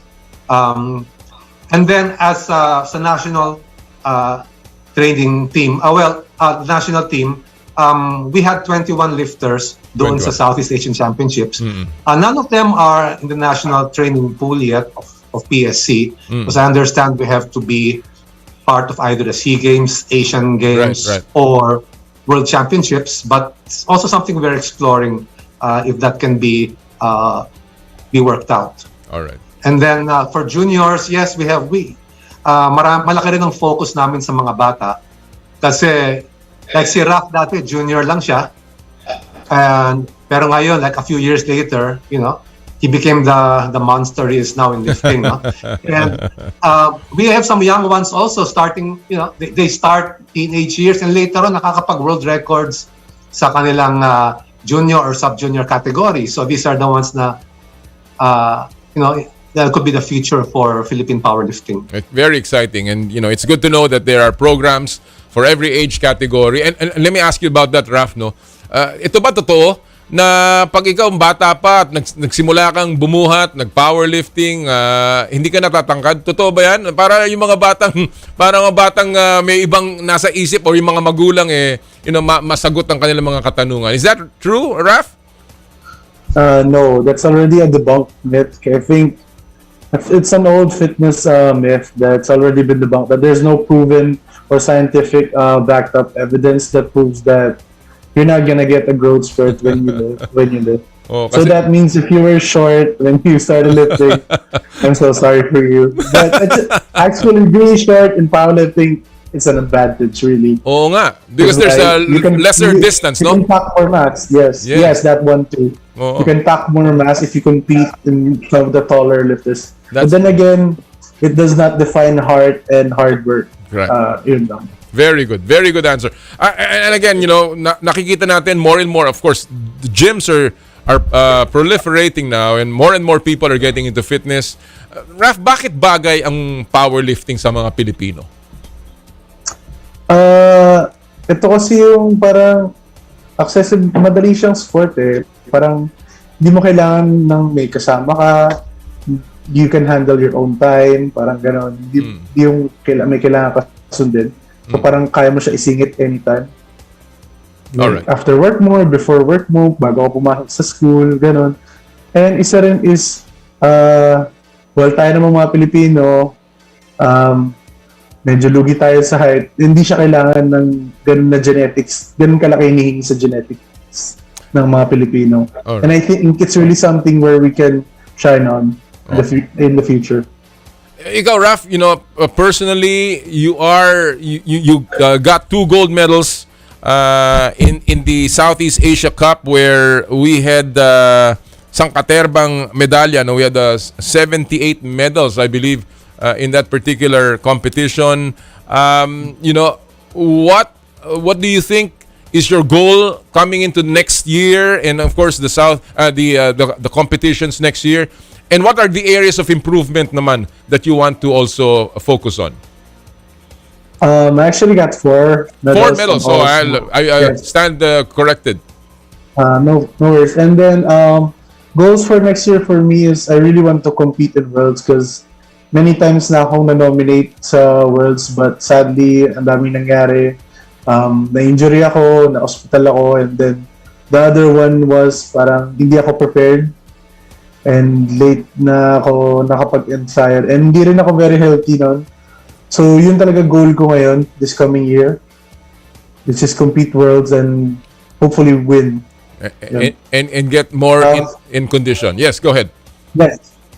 For improvement, I think my biggest enemy right now is hydration. I really think I have a condition, because anytime I fast before weighing in a powerlifting competition, I cramp like really bad. So I think that's one thing I need to take account on. Pero training wise and like lifts wise, I think I can do more and improve more. All right. Just by training. Yeah. Well, that's an area talagang we're looking at sa Philippine Sports Commission. And Eddie, obviously sports science is very important in powerlifting. Sabi nga ni Raf, nutrition will be very important. Eddie, do you think these are things that the PAP needs, and additional support coming from the PSC? Yes, definitely. If we can help our athletes, their diet, to be able to lift more, to be in better shape, to be healthier, then yes, it would be a big boost. In terms of in terms of your competition schedule, Eddie, how does it look next year? Saan ba tayo sasali? And of course, what are your expectations next year for our powerlifters? Siguro ang exciting para sa powerlifting community is that we are hosting the Southeast Asian Championships next year. Nice. So dyan, malaking team ang makapadala natin. In Malaysia, we were actually tied for first place. But ang katay namin, yung host country, tsaka Singapore, nakatabi ng host country, 1 hour away driving, no? So, hindi natin napadala yung buong team. Siyempre, merong mga limitations sa resources. But we were able to tie for first place. So, next year when we host the C Cup, we are targeting to win the overall championships. Then aside from the C Cup, we are also aiming to send lifters to the World Championships and the Asian Championships. Although the Asian Championships we will actually be having in 2 months this year in Dubai. But we also want to join the same event next year. All right. Well, I'm looking forward to it. Of course, I'm looking forward to getting powerlifting, accredited with the Southeast Asian Games because I know marami tayong pwedeng hakutin na medalya dyan, and we certainly will be working with the Philippine Olympic Committee for this. As a final note, Raf, siguro just an invitation to our youth, to our mga mahihilig bumuhat and join the sport of powerlifting. Yun, sana maraming maengganyo kasi sobrang saya ng sport na to.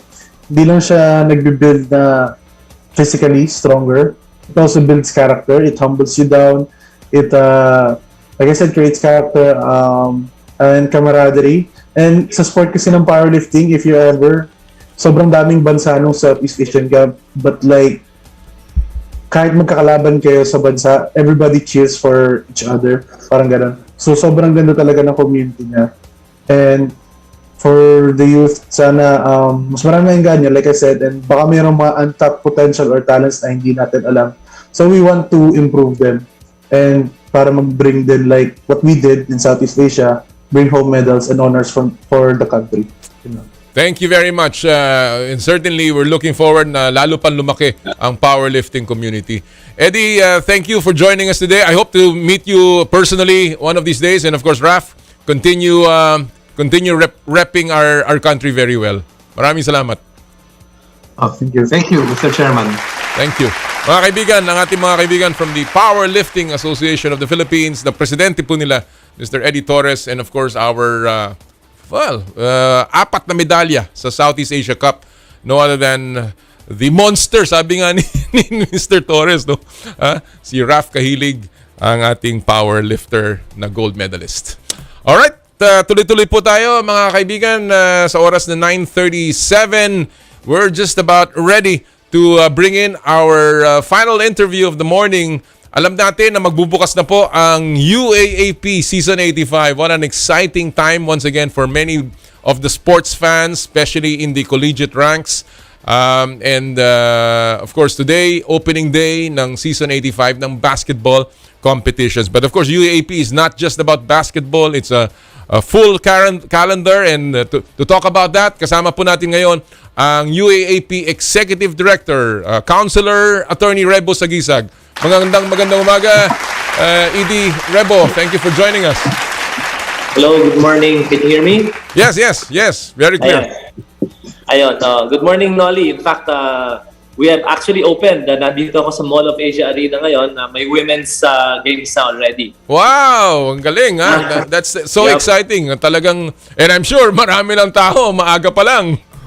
Yes, I'm very happy that the patron, I'm sure the fans will be happy na open yung patron. Yes, but, again, open yung patron ka rin. Bandang likod ng we beg for understanding, yung immediately behind the benches, medyo restricted area pa rin. Only to ensure that's good. Safety of that's good. Players.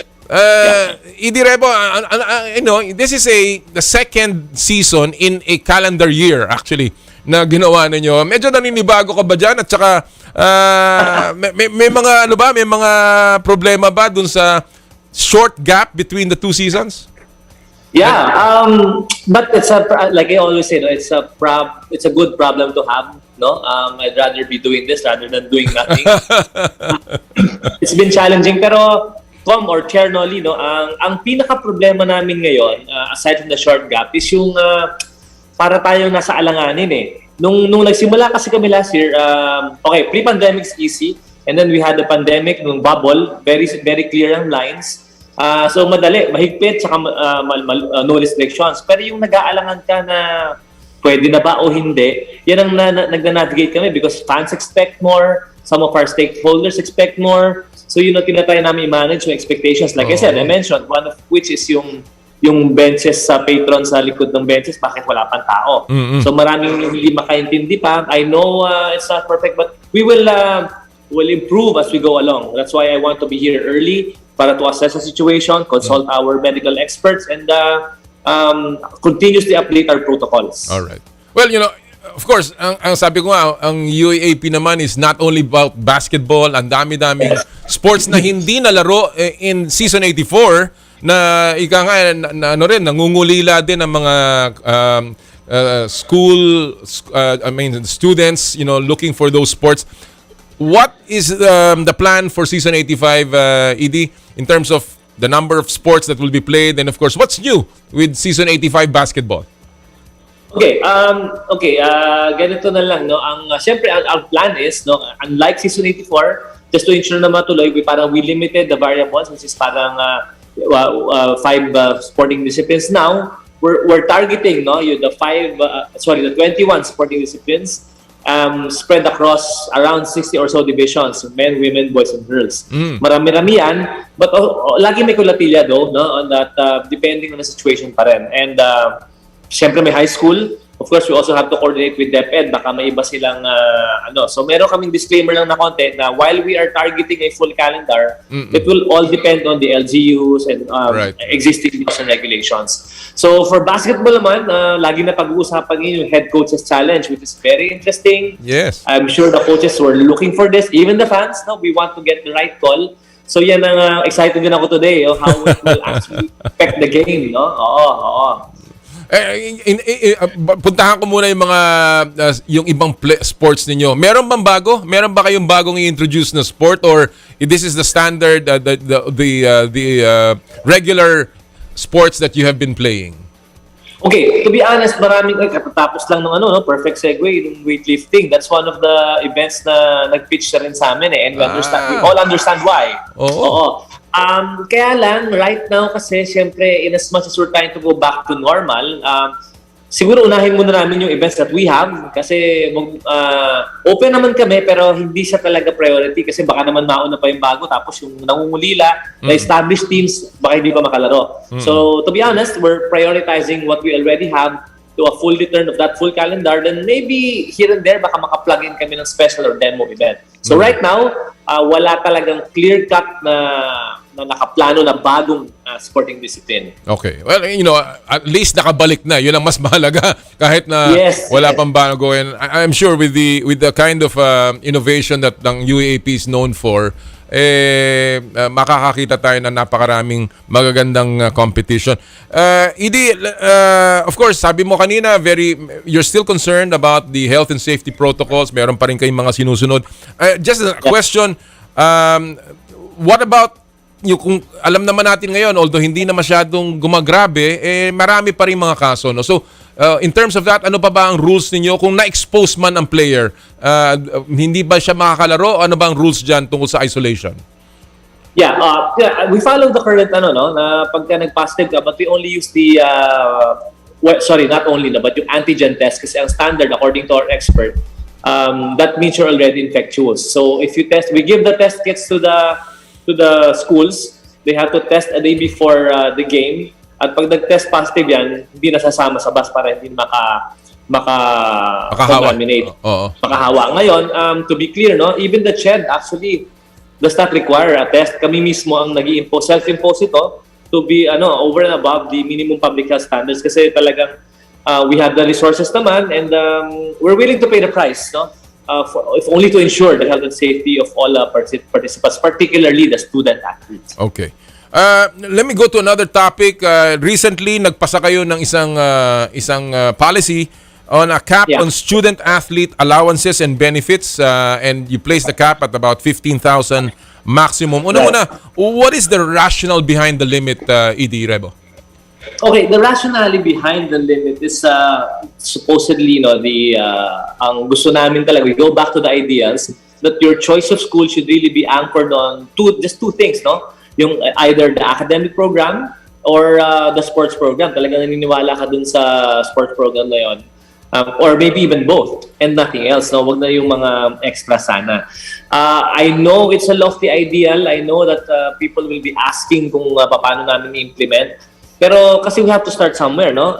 To begin with, paminsan kasi, even the people who don't intend to do it, hindi naman kasi alam. So, dito kami to say na merong cap, and then we'll try to, again, no? Hindi naman to cast in stone. We will try, and then continuous feedback naman din from the managers and to existing laws kasi nagbabago din eh. Noong una, katulad for example, yung endorsements, no? But the Magna Carta for Student Athletes supposedly provides na pwede na to. So yan naman, napag-uusapan lahat. Binabalanse. Binabalanse namin, and at least we make a stand right now. But we are always open for dialogue. In fact, we had a consultation and meeting with the managers and coaches as well. Alam mo, of course, ang very, very known practice is that many schools go on a pitching tour, no? Kumbaga, it's a road show where they pitch their schools to many athletes, lalong-lalo na abroad, no? And when they go on that, maraming na ipapangako, maraming na nasasabi.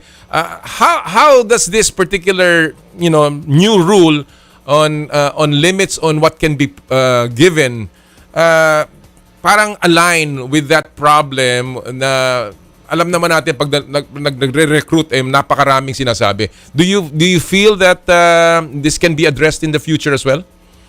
Yeah, dapat lang. Dapat naman mag-align sila dun sa aming no?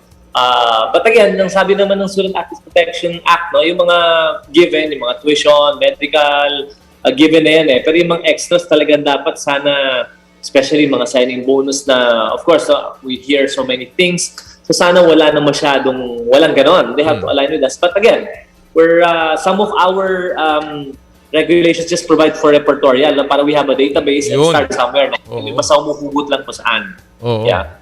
Siguro that's part of your policing power. Paano nyo may implement itong rule na to? No? Okay. And a final note on that, do you think that itong rule na to eventually will be expanded? And then, do you think that this will bring parity sa UAAP if you feel medyo hindi pa?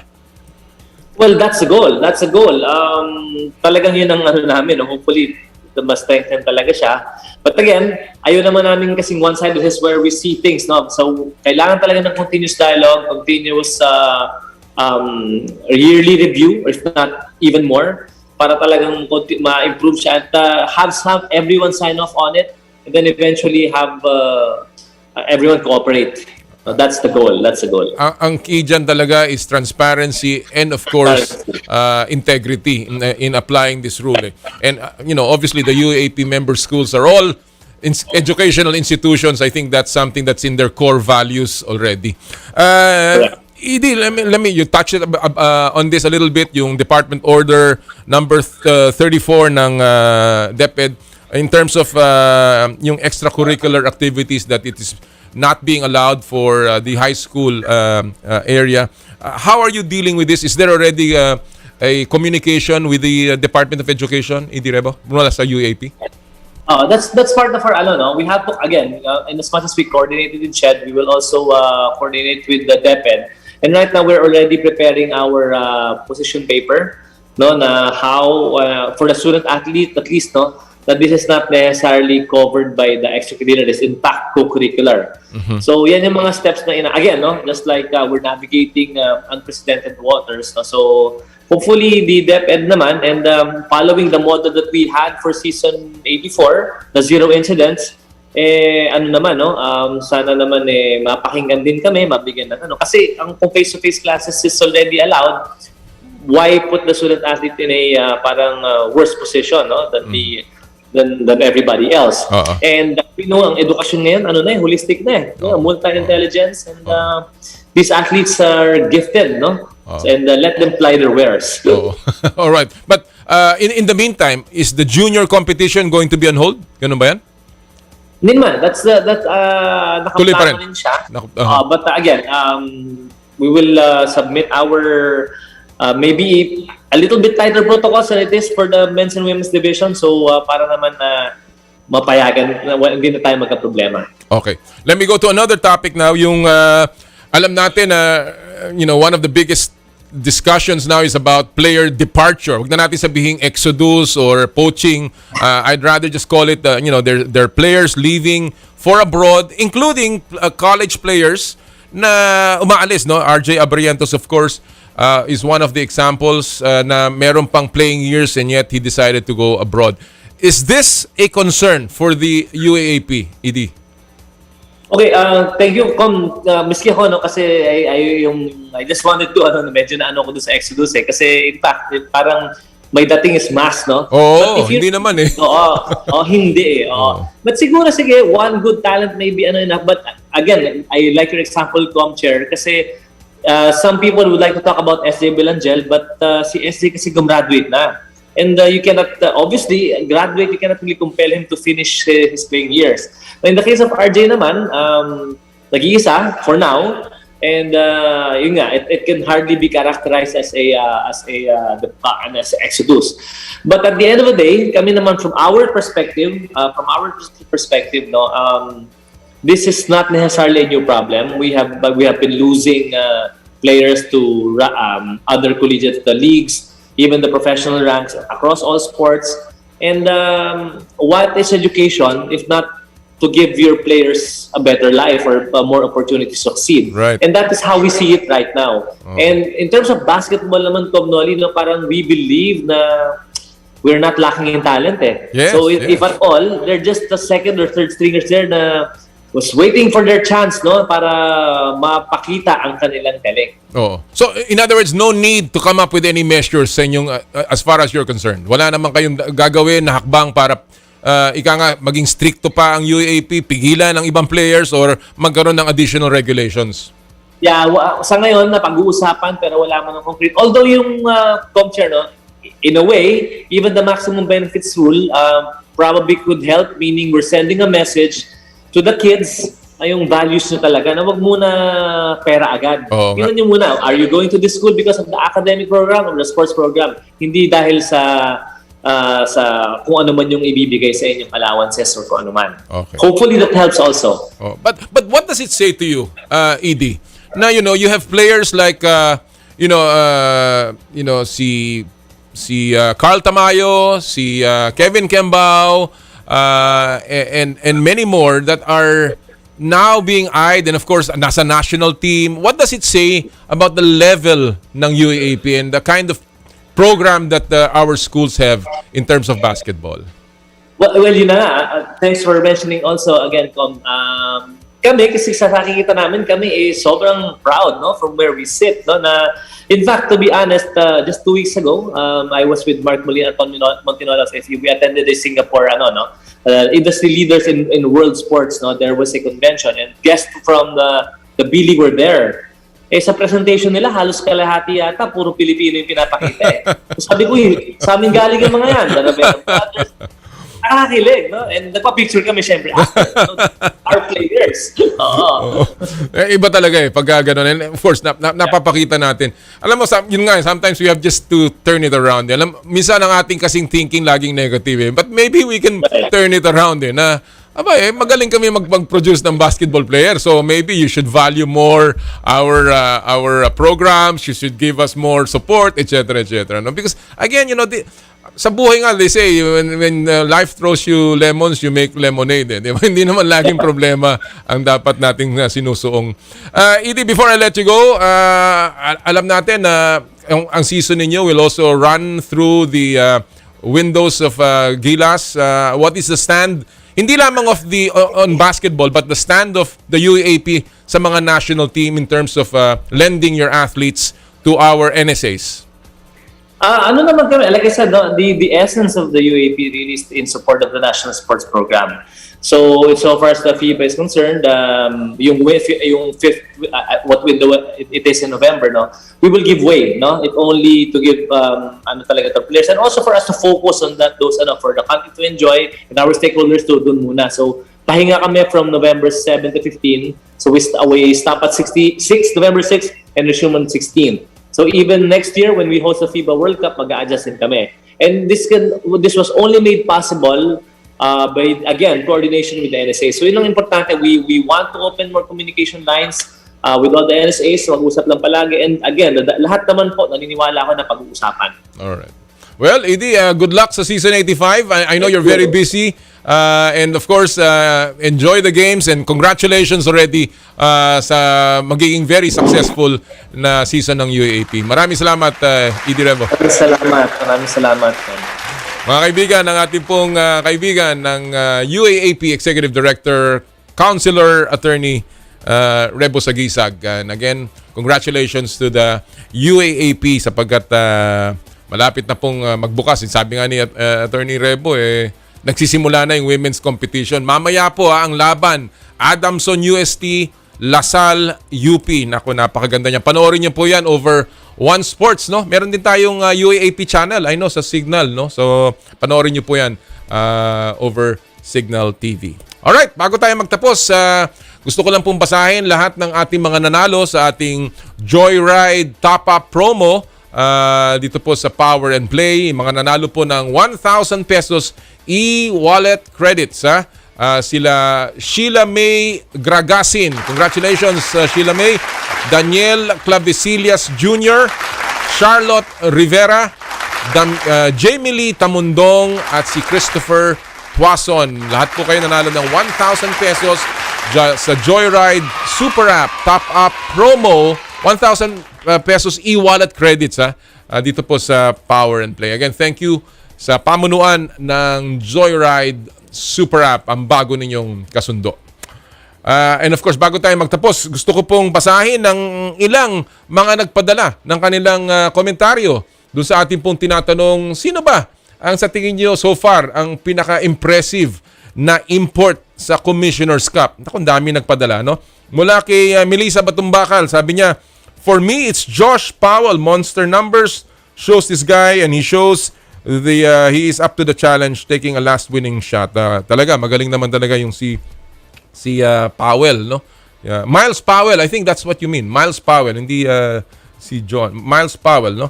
Alright, mula naman kay Mark Suba, Miles Powell, Powerman Powell, the best import so far by Miles. Katuwa yun. Mula kay Chris, Justin Brownlee pa rin because he's ready to play this conference and take the national team duties. Aba, tama naman yan. Although, again, si Justin, siya sa isa pinakamaliit na import, masusubukan talaga siya. Si Kevin Rineby. Ito, maraming sagot na ganito, Robert Bolick ang kanyang pinakamagaling na import. Abay, kung maglaro naman si Robert Bolick kasi parang import, no? Mula kay Kurosaki Deadpool, Powell so far, and Rakocevic. Kasi one game pa lang, mahirap sabihin kung kaya niya gawin yun consistently. From JM, yung import ng SMB mukhang malakas. Junmar Fajardo ang pangalan. Pambira kayo. Mula naman kay MJ Gasulgon, Clark Powell Rakocevic, no? So puro magagaling. Si D, sabi rin niya, Robert Bolick. Kita nyo? Sabi ko sa inyo Mula kay Hill Gabriel, si Bolick ang malupit na import. Galagang impressed kayo, Mula kay Moki Mox, ang pangalan si Rakocevic ang kanya ding sinabi. Si Alvinis TV, Berto Bolick ang kanyang binanggit. And of course si NBR, sabi rin niya ay si Robert Bolick. Ang dami talaga mga ganyan mga nagsasabing si Robert Bolick daw ang magaling. But again, it's been a very impressive year, cup so far, Commissioner's Cup. The imports are magagaling po kaya suportahan po natin, panoorin po natin ng PBA.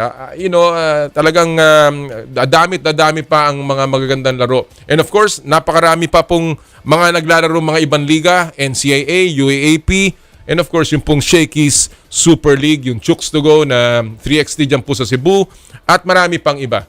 But more importantly, ating po suportahan ang Philippine sports. This is our year. Ito po ang ating panahon para maging mapagmalaki po natin ang ating mga atleta na talaga pong lumalaban para sa bayan. Dahil ang panalo po ng atleta ay panalo ng bayan. That'll do it for us this morning sa Power and Play. Ako po ay nagpapasalamat muli sa inyong lahat sa inyong pong pagsubaybay. Lagi ko pong pinapaalala tuwing Sabado, bawal ang masungit. At sa lahat po ng ating gawain, ad maiorem Dei gloriam, all for the greater glory of God. Kami po ang 1PH Teleserbisyo para sa Pilipino. Susunod na po ang inay ko po. Happy Sports Weekend mga kapatid! More power, more play.